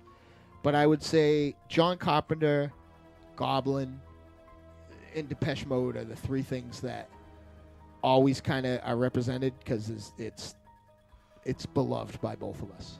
Right. Yeah, sure. Depeche Mode might be the only band that I think is like, you know, there was like eras like, you know, the Renegade Soundwave, KMFDM, like the way they would put like organic instruments over like electronic music and stuff like that, but like not like particular like bands, their whole discography, but like the works of John Carpenter, the works of Depeche Mode, like, you know, that's the Deadites right there. And, and for me, this is why, because this was music that I broke this tape. I broke this fucking tape from listening to it and rewinding it, and the way that those minor flourishes come in the Halloween song, like the orchestral, like rewinding it, because the way it made me feel, even on like a shit, like I bet you I couldn't even listen to any music on the contraption I was listening to music on at that time, but like fuck, it was some powerful shit, and I wrote some stories in my head that are still nightmares. That it's like I was composing my own nightmares. I was scaring myself as I was listening to, and I can assure you that as fucking awesome as Halloween was, the Halloween that I made in my head was 3 times as fucking scary. Like Michael Myers was like a fucking demon raping and like just terrible, terrifying things. It's just fucking scary. Tanya, you watching the feed? You see this picture? I do. Yep. Yeah. You have more since than John Carpenter did. Yeah. Looks like he's got a Prophet 10 in front of him. Yeah. That's a nice thing. Well, it's not that he really needed that many of them. I mean, the Halloween theme in particular is very, very simplistic. Yep. There's a great story on the Halloween 2 special features where they're talking to the person who he didn't have time to score the Halloween 2 film because he was working on something else already. So he basically showed up with a reel of Halloween. He said, do this, but make it more scary and more modern. And this cat was trying to show Carpenter what these like synths did and stuff like that. And he wasn't interested. He was pretty much like, you know, show me how to turn them on, which I thought was really, really sexy. Yeah. Yep. You know, like not like I pay you to wire the shit together. Like I'm going to make noise here. All right, we're on to number 1, Dynamo. I don't think, and talk about underrated movies, and talk about the fact that some people fucking hate this movie is like just blows my fucking head right out the back of my skull. There has never, ever, ever, ever been a movie that showed what Halloween was as both a fanciful thing, trick-or-treaters, everyone's lawn decorated, people walking around in costume, a giant fucking Halloween parade. Trick or treat is the It's a Wonderful Life of Christmas, of Halloween. It is Halloween. You smell fucking Halloween. The latest I've ever watched this movie in the year is maybe once in August because I couldn't wait. And I watched it last Thanksgiving. And both times it was fucking painful because that is Halloween.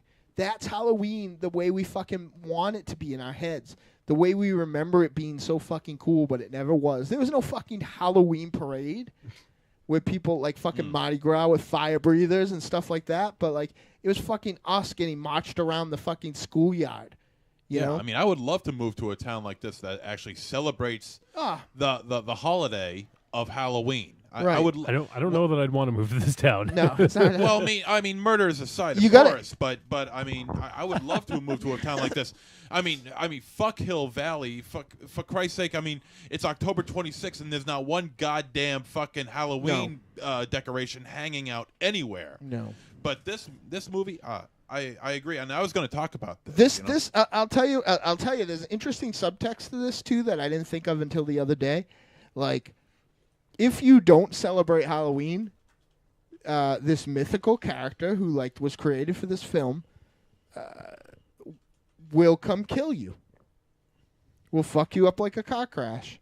And so I wonder if that's why it's so ingrained for everybody in this town to celebrate Halloween in the way they are. Like, they don't want to raise the ire of Little Sam here. It is fucking great. And know what else is better? It is a modern anthology movie that doesn't feel the need to condescend to you with a wraparound or a narrator. This is horror pulp fiction, because there are characters in this where you have to put together the timeline. There are characters in this that you see their untimely demise earlier in the film, that later on you'll see them walking around in the background. Yeah, it's so slickly put together. Yeah, it is fucking brilliant. The fact that this dude, the director's name I don't recall, but it is produced by Bryan Singer. Michael Dougherty, I think. Yeah, you're correct. Yeah. The fact that this guy isn't a fucking quadrillionaire working all the time is baffling to me. I am excited and terrified about a sequel to this, because I can't imagine it being as fucking good, but treat for Trick or Treat. Has everybody at the table seen it? Yes. Oh, hell yeah. First time I saw it was at your place, actually. Yeah. So I didn't catch it until a little bit later, but I've seen it a couple times now, and it captures the essence of Halloween. I'd like to rewatch this. You haven't seen it? No, I'd like to rewatch this. Oh, rewatch. I saw this actually was in an article in Wizard magazine years ago, and all the buzz about it. And even when I first started to know Bobby Jane, something we talked about a lot. Honestly, I wish I had that. I was a little bit disappointed in this. I think the last thing I remember was the girls at the carnival. Weren't they girls in dresses? Yeah, that's the weakest one. They were all dressed like the fairy tale princesses. Yeah, I remember the bus of the bad kids. Yeah, they weren't bad. They were mentally. Yeah, they were they were misguided. No, they weren't misguided. Well, I don't mean misguided. He's misguiding me. They were troubled. They were troubled. Their brain synapses were misguided. Yeah. I remember that. I'd like to. I remember wanting to like it more than I did. Maybe I'll revisit it. Okay. You should. Feedback. There's going to be a sequel. Yeah. Trick or Treat 2? Yeah. Trick or Treat also. That's a good. I think it's called Trick or Treats. Still treating. So yeah, long-winded me. It's time to go. Remember, children. We do have to hurry up, but I want everyone else to get theirs in. So that's Dynamo's top 13 list. I mean, it's hard to argue with any of it. Yeah. I don't think there's anything that shouldn't be on there. There's a couple things that I thought of while doing it. I'll let Ravenshadow, why don't you go first? Just quickly run through some honorable mentions of some things that are Halloween autumn to you. Quickly at 11:53. Yeah, Rob Zombie, Typo Negative, and the Deadites playing their annual show almost always in October, except this year, November 1st at the Lucky Dog Music Hall. For the last 3 years, it's been in November. No. It has. Nope. It has. Nope. It was November 3rd last year, or 2nd. I don't think it was. It was. No, last year was in October. You sure? Yeah, because it was on the same day that OTC does the Throwdown. Because we've missed. Remember, we did live from the Throwdown. Yeah, we talked to and them. they do it this Saturday before Halloween. So, lead singer Deadites, folks. Well, I mean, he is like 300 years old. So. Yeah. Plus, as I said in the thing, I don't get to just fucking show up at the show either. I got shit to do. Yeah. Sorry if I miss the date. Wander around in a suit at 7 p.m. while everybody else is fucking working. I show up with the fucking suit on at fucking 4 o'clock. Right, and you just we don't let you in the door. Hey. Is this where the show is? It's not November, is it? And Dan Barrington, Nocturnals. Oh, you son of a bitch! You saw me pull it up, didn't you? I didn't see you pull it up. That was I was gonna say just Dan Brereton's art in general reminds me of Halloween. All the time. Whenever I see his art, no matter what it's for, whether it's for Giant Killers over here, which I have a poster for on the wall, whether it's Nocturnals, Rob Zombie's album. It's like he's got a covers. Halloween like gloss. Yeah, that I he don't. somehow puts It's over. crazy. Like anything he does, it just fucking screams Halloween to me. I don't get it. Yeah. Grimbro. Grimbro, yeah, that's a good one. Yeah. Our buddy Grimbro, who's a fucking fantastic artist. He does the 13. I think it's the 13 Days of Halloween. Yeah, I look forward to it every year. Yeah, every year leading up to Last Halloween. year was Godzilla and stuff, right? Yeah. Speaking of, I'm going to go through this real quick, but Nacho Vigalondo, this is breaking news apparently. He wants to make an old school kaiju movie with a guy in suit. Nice. Wow, that's cool. Yeah, and I guess he wrote the script, has some funding. He said it's a twist on the kaiju El Aiga genre. Don't know it. Yeah, I'm not sure what that is, but it's going to be the cheapest Godzilla movie ever, I promise. Is that Eagle? No. El Aiga? No? No. It's going to be a serious Godzilla movie, but I've got an idea that that's going to make it so cheap that you will feel betrayed. You're going to be so frustrated by it, it's not even possible.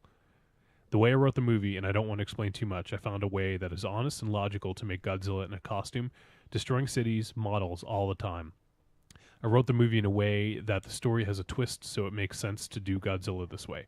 And I'm going to try to be the guy inside the costume because I love filmmaking to the core, and I'm a film lover.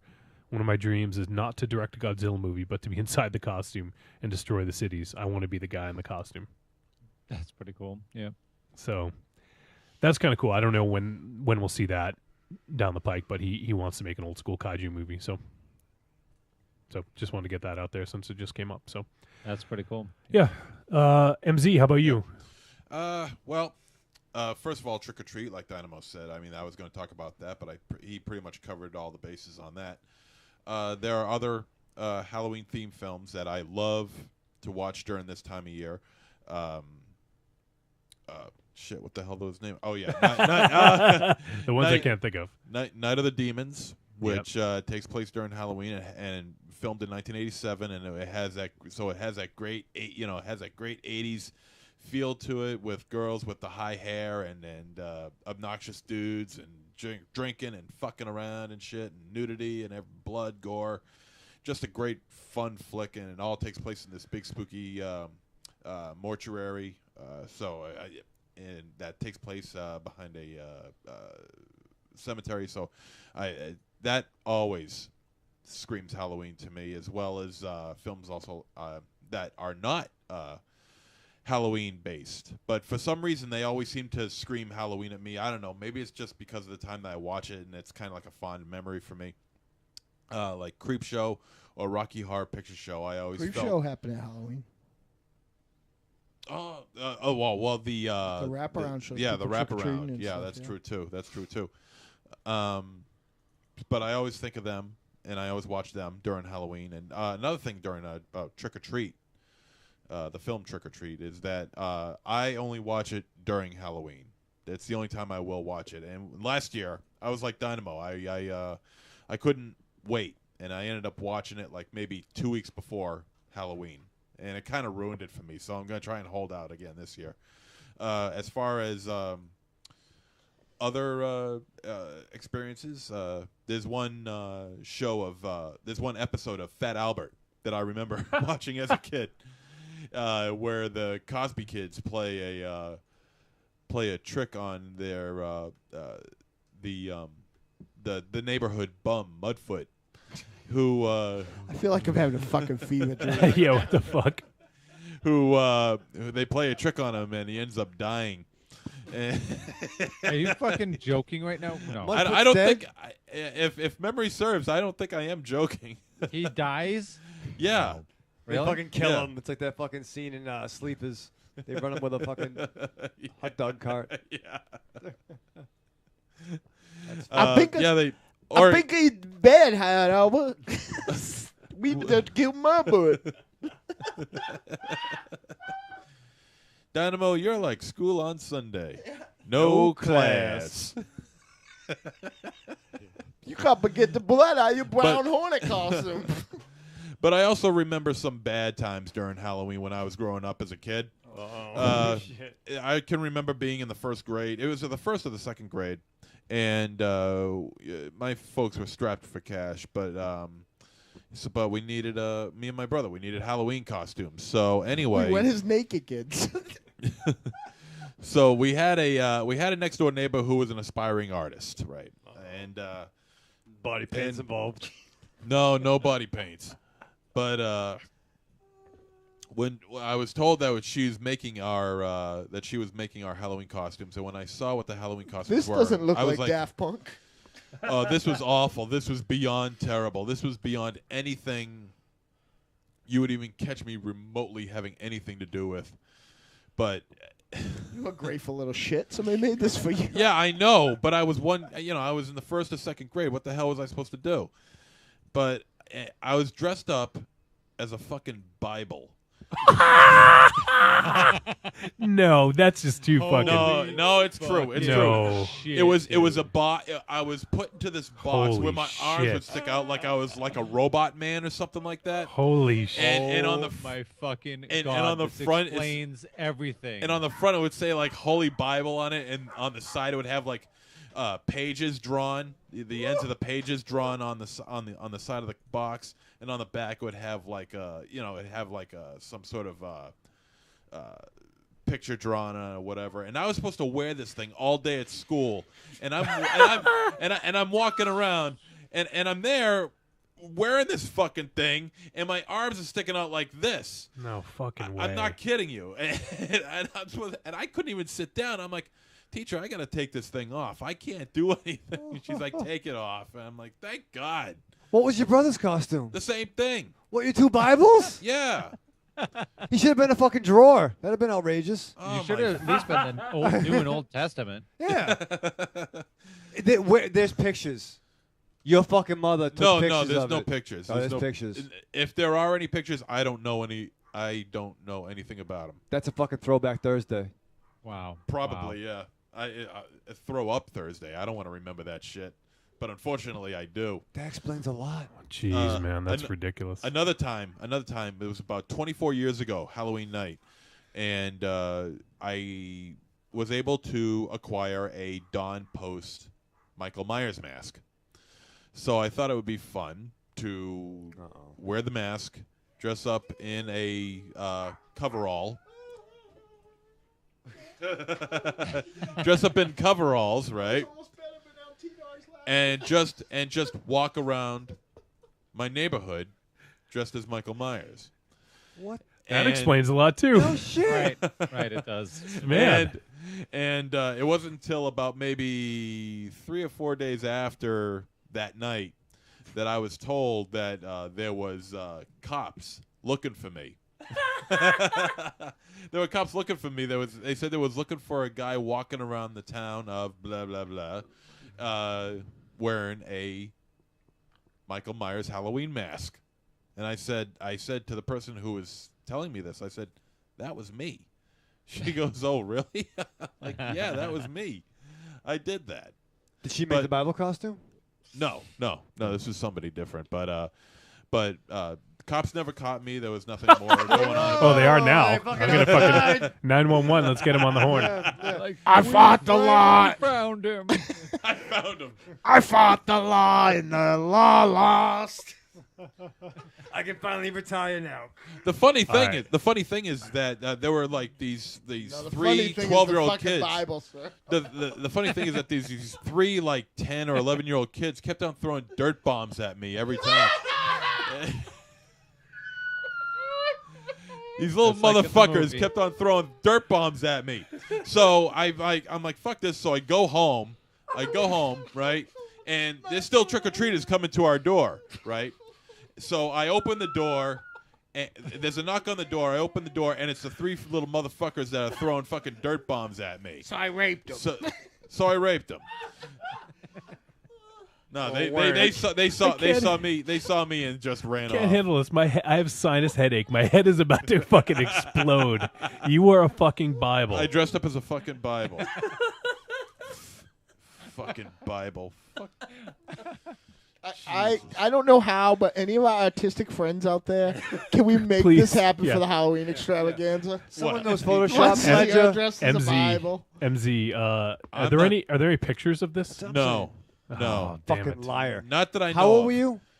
It was first or second grade, so what? Maybe 7, 8 years old. But you 6, guys 7 could have years afforded old. like Kodak, right? You guys could have afforded. Your mom was taking a picture. I don't Let's- remember. let's I don't remember any pictures ask your taken. mom. Yeah, can we but I call will. her? I will ask her. Wow. Unfucking believable. I wish we could dwell on that more, but we actually need to wrap this up. And Tiny has a bunch, so Tiny, why don't you go ahead and if you can go through quickly. I have some images queued I'll up. definitely breeze through them. So, the one that I mentioned on the fib that I'd want to mention here too is Ghostly Sounds. It's it was put out by Peter Pan Records in the 70s, 75, I think it was. Yeah, 1975 was publishing date on it. And this is just filled with analog synthesizers and like the quintessential sort of Halloween-y sounds that you would come to expect from, you know, a Halloween party in the late 70s or 80s, you know, when I actually heard this, probably 81 or 83 or something like that. Look at that.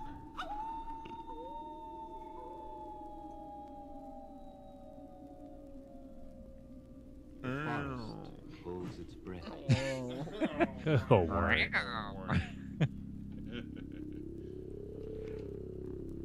We had this one in Paul Priestley's basement, and Yep. we also had Horror Sounds of the Night.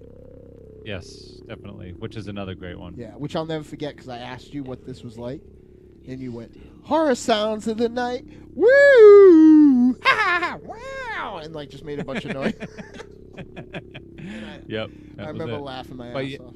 Oh yeah, but just so good from beginning to end, and just I mean the sound of the.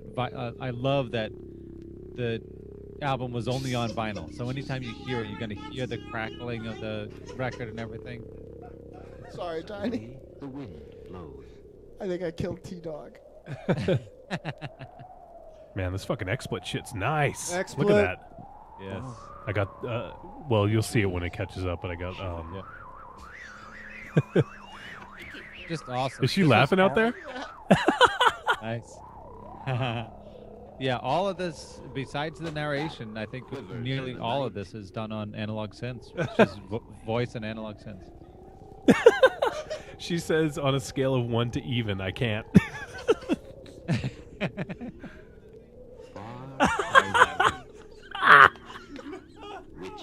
Oh, now the fucking dog's barking at him. The dog can't believe that he was a fucking Bible. Remember, children. Oh, Jesus Christ. That's ridiculous. All right, It's that's amazing. Ghostly Sounds is fucking great, Tiny, for sure. It's awesome, yeah. Let's jump real quick to two more things that I want to mention. The last one I'll breeze over real quick because it's not exactly Halloween-y, but the first is Dynamo already mentioned Halloween Tree, but I want to more specifically mention the illustrations in Halloween Tree done by Joseph Magnani, I think is how you pronounce his last name. Guy who worked with an artist who worked with Ray Bradbury on a couple of his novels. I think he did some of his sci-fi stuff too for him. But so good, really. Do you have any of the illustrations there to show on the Yep. video? I just showed up the Halloween trees on right now, the cover, and then there's the other one with the man in the suit. Yeah, great. Yeah.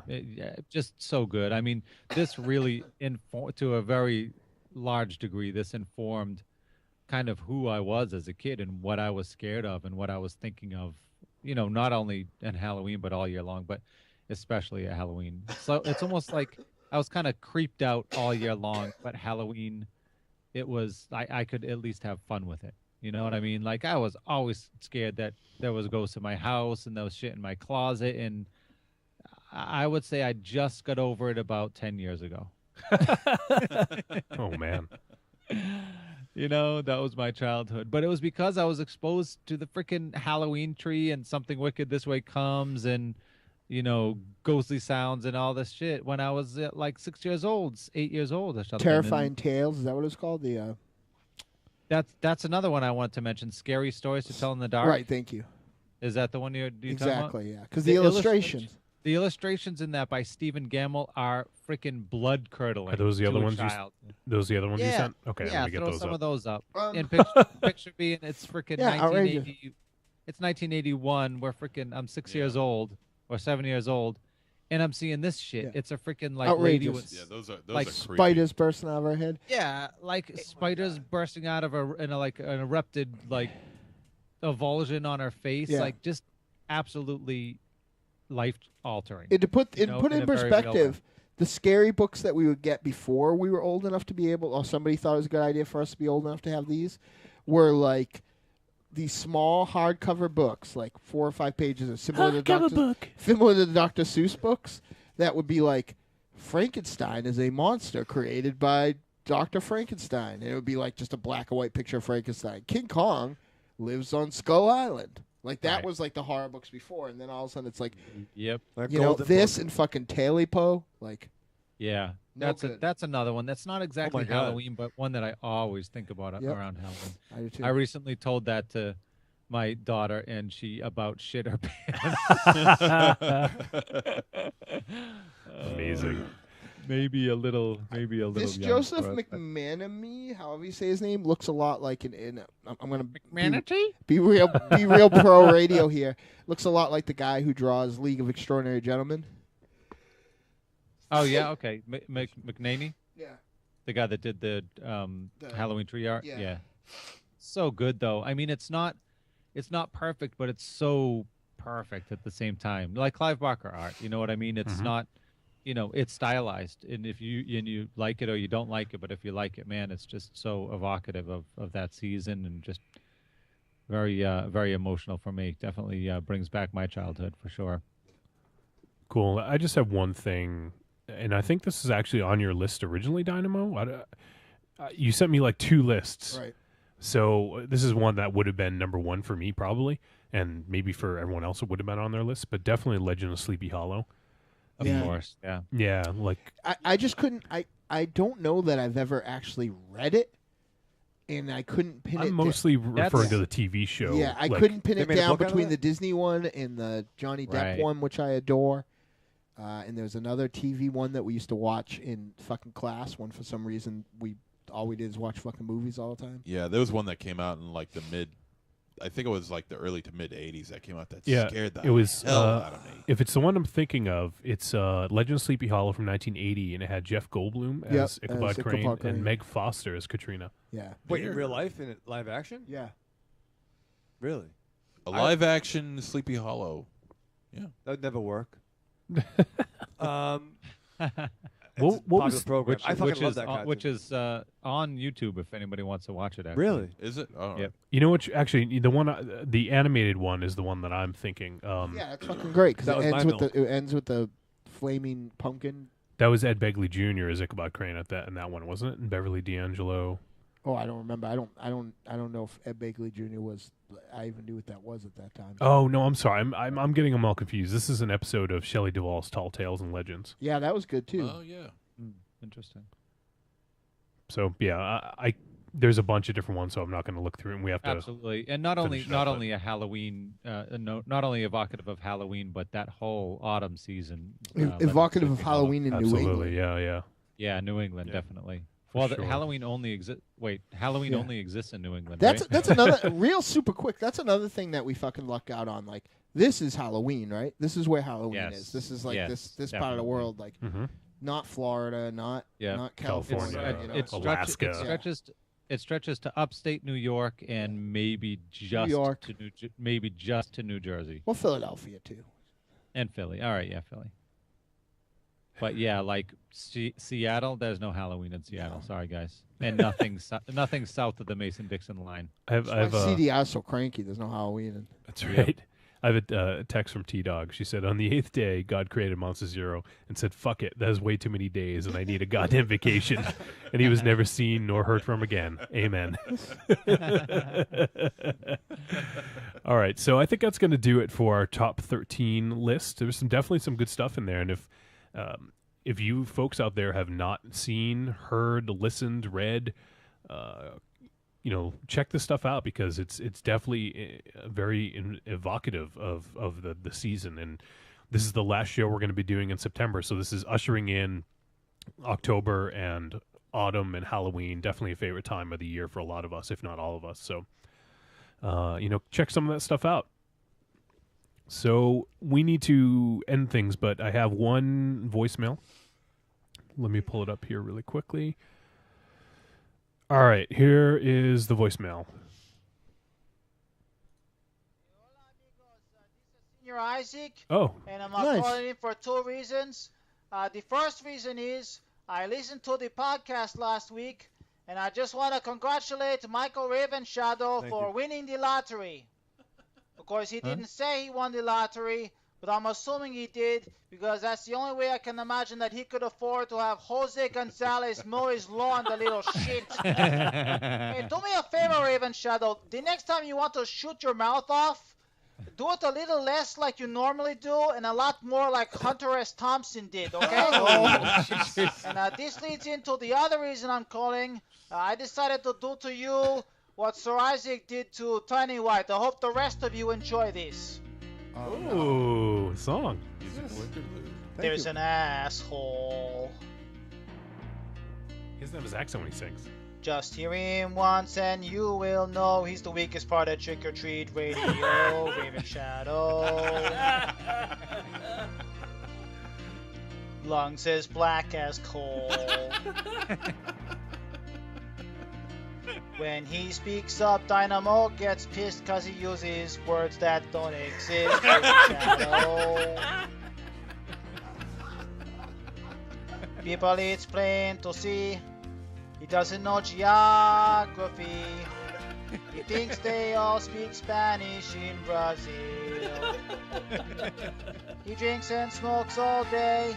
That's why the doctors say if cancer doesn't get him, you can bet cirrhosis will. Such a dumb prick. Oh! Nice, man. If the game of life was a 2-man race, he'd somehow end up in 3rd place.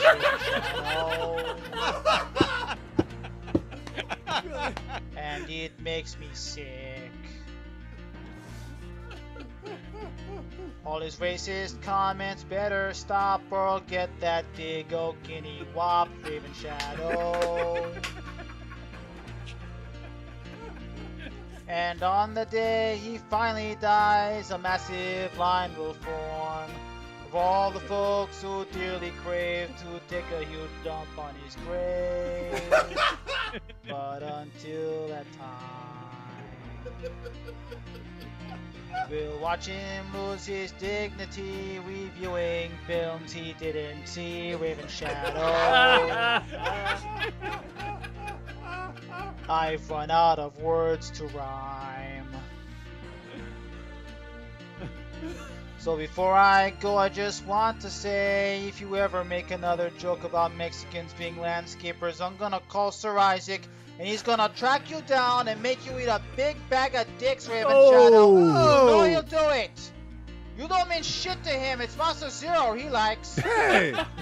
And don't be surprised if one of those dicks is yours. Hey, whoa, whoa, whoa. I tell you, man, I can't wait till they replace you with Sin Sang soon. We'll be reviewing Dragon. Who wouldn't want to watch that on XSplit? XSplit. I gotta go, man. Adios, amigos. Oh my God. That's good. That's good. Yeah, the rain's coming. The yard's getting long. Get to work. That's neat, man. That was amazing. I knew there had to be some sort of like flack for that one. God.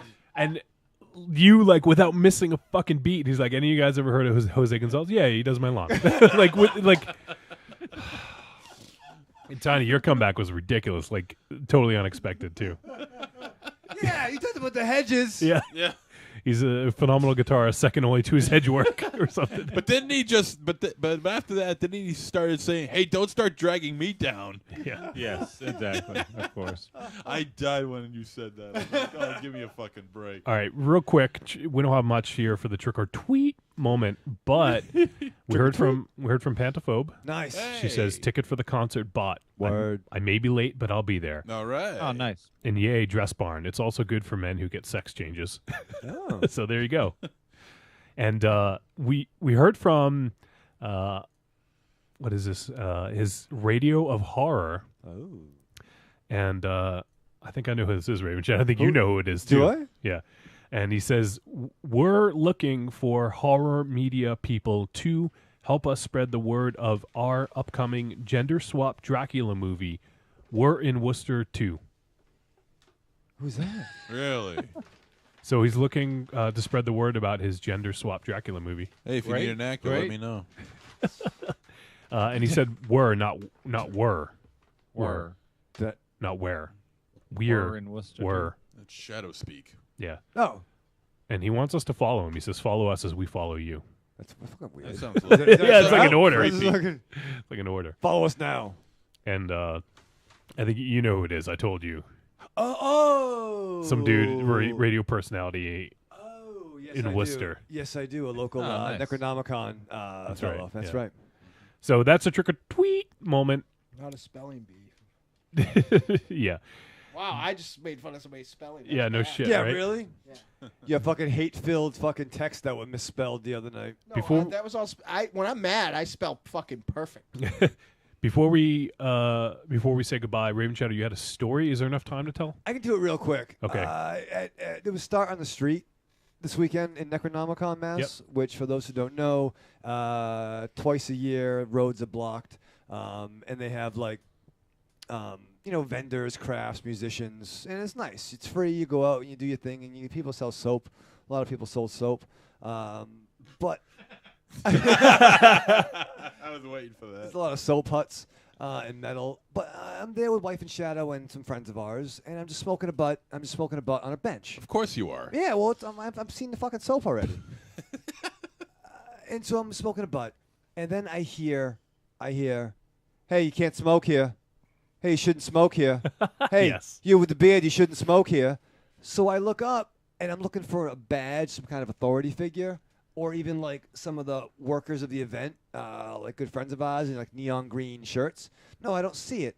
What I see is kind of like a 40-something skinnier version of the guy who wrote fucking Game of Thrones, riding a fucking 10-speed bike with a little, silver beanie cap, like helmet, riding by at a slow speed. So he's riding. You can't smoke here. You can't smoke here. You with the beard, you can't smoke here. You shouldn't smoke here, you Guido. And he rides away. Oh, shit. And my first thought is, how did you know I was Italian? Like, I wasn't wearing a Malouk. I didn't have a jogging suit on. And with my beard, I could be a lot of different ethnicities. But, yeah, it's a public fucking road, but that was funny. You shouldn't smoke here, you Guido. It's pretty amazing, yeah. Why didn't you deck him? Well, because I was proud. It was my first. Because he was holding a cigarette at the time. Yeah, and everyone in fucking Worcester is there. But no, I was proud to have my first racial slur that was directed towards me. Comedy 101, sir. Don't try to follow the Bible story. Well, I didn't know that before. Like, that was the end of the show, right? But that was fine. Yeah. So You if had to be there. I want people to email us, leave us voicemails, to tweet us. If you want Monsterzero to dress up as the Bible on November Yep. 1st, Yeah. let That us ain't know. happening. It is Yes, happening. it's going to happen, for That's fuck's not fucking sake. happening. It is happening. It's got to I happen. already have my plans lined Oh, up. fuck for your plans. What I if don't it's care. the Satanic Bible? Yeah. Yeah, I could go as a Satan. I'll do that. Do the Satanic Bible. He can't read, so we can write whatever he wants. on the Please, front. we need a petition to have Monsterzero dress as the Bible. November 1st, Lucky Dog Music Hall. That's right. Yeah, that's what Your we said. donations. Your donations. Didn't you start that whole thing by saying that, Wolfie? I said November 1st. I didn't say Lucky Dog.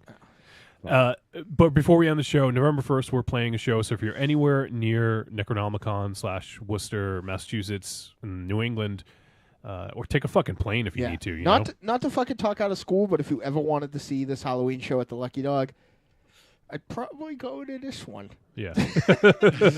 Yeah. From what I understand, this is going to be the greatest Deadite show of all time. Might be the last one. Yeah, it's at least it's gonna be something. Yep. So, and I just want to let the folks know out there, listeners, if you want to go to the show, It's $10 at the door. If you buy advance tickets through our link, which is the Deadites 18, that's the number 18, the Deadites 18.brownpapertickets.com, or BPT for short. Go there and you can get your advance tickets. Advance tickets, $8. If you're a listener of Trick or Treat Radio and you put in the discount code TORTR, our initials, then you get it for $6. What if you're a co-host? You have to pay full price at the door. Yeah. And you have to bring 10 people. Shit. Yep. 10 people? 10 people. Oh. Yep. And we also Harness. have physical tickets. Tiny just got the physical tickets, right? Yeah. I did. Oh, so Okay. physical. So if anyone wants to buy tickets from us, they want to pay cash. They don't like doing online transactions. Yeah. We'll give you the discounted $8. Yeah, price. starting next week, those will be in circulation from like Ravenshadow, Wolfie, and I, and Yeah. hopefully maybe some maybe we'll get some establishments involved in this. People are asking me, so I need some. Cool. So that's it. We went way over here, but we had some good discussions about the top 13 Halloween/autumn stories. We had some good discussions. We had Monsterzero dressed as a fucking Bible, which is probably the best thing in the history of the show. Honestly, we can't top it. And it happened to be episode 113 that we did this on. So That's fucking it seems like spooky. some good synergy there. So all right, that's it. We don't get to say bye to everyone because we need to go. Dynamo, why don't you go ahead and Remember, children, wherever you go, there you are.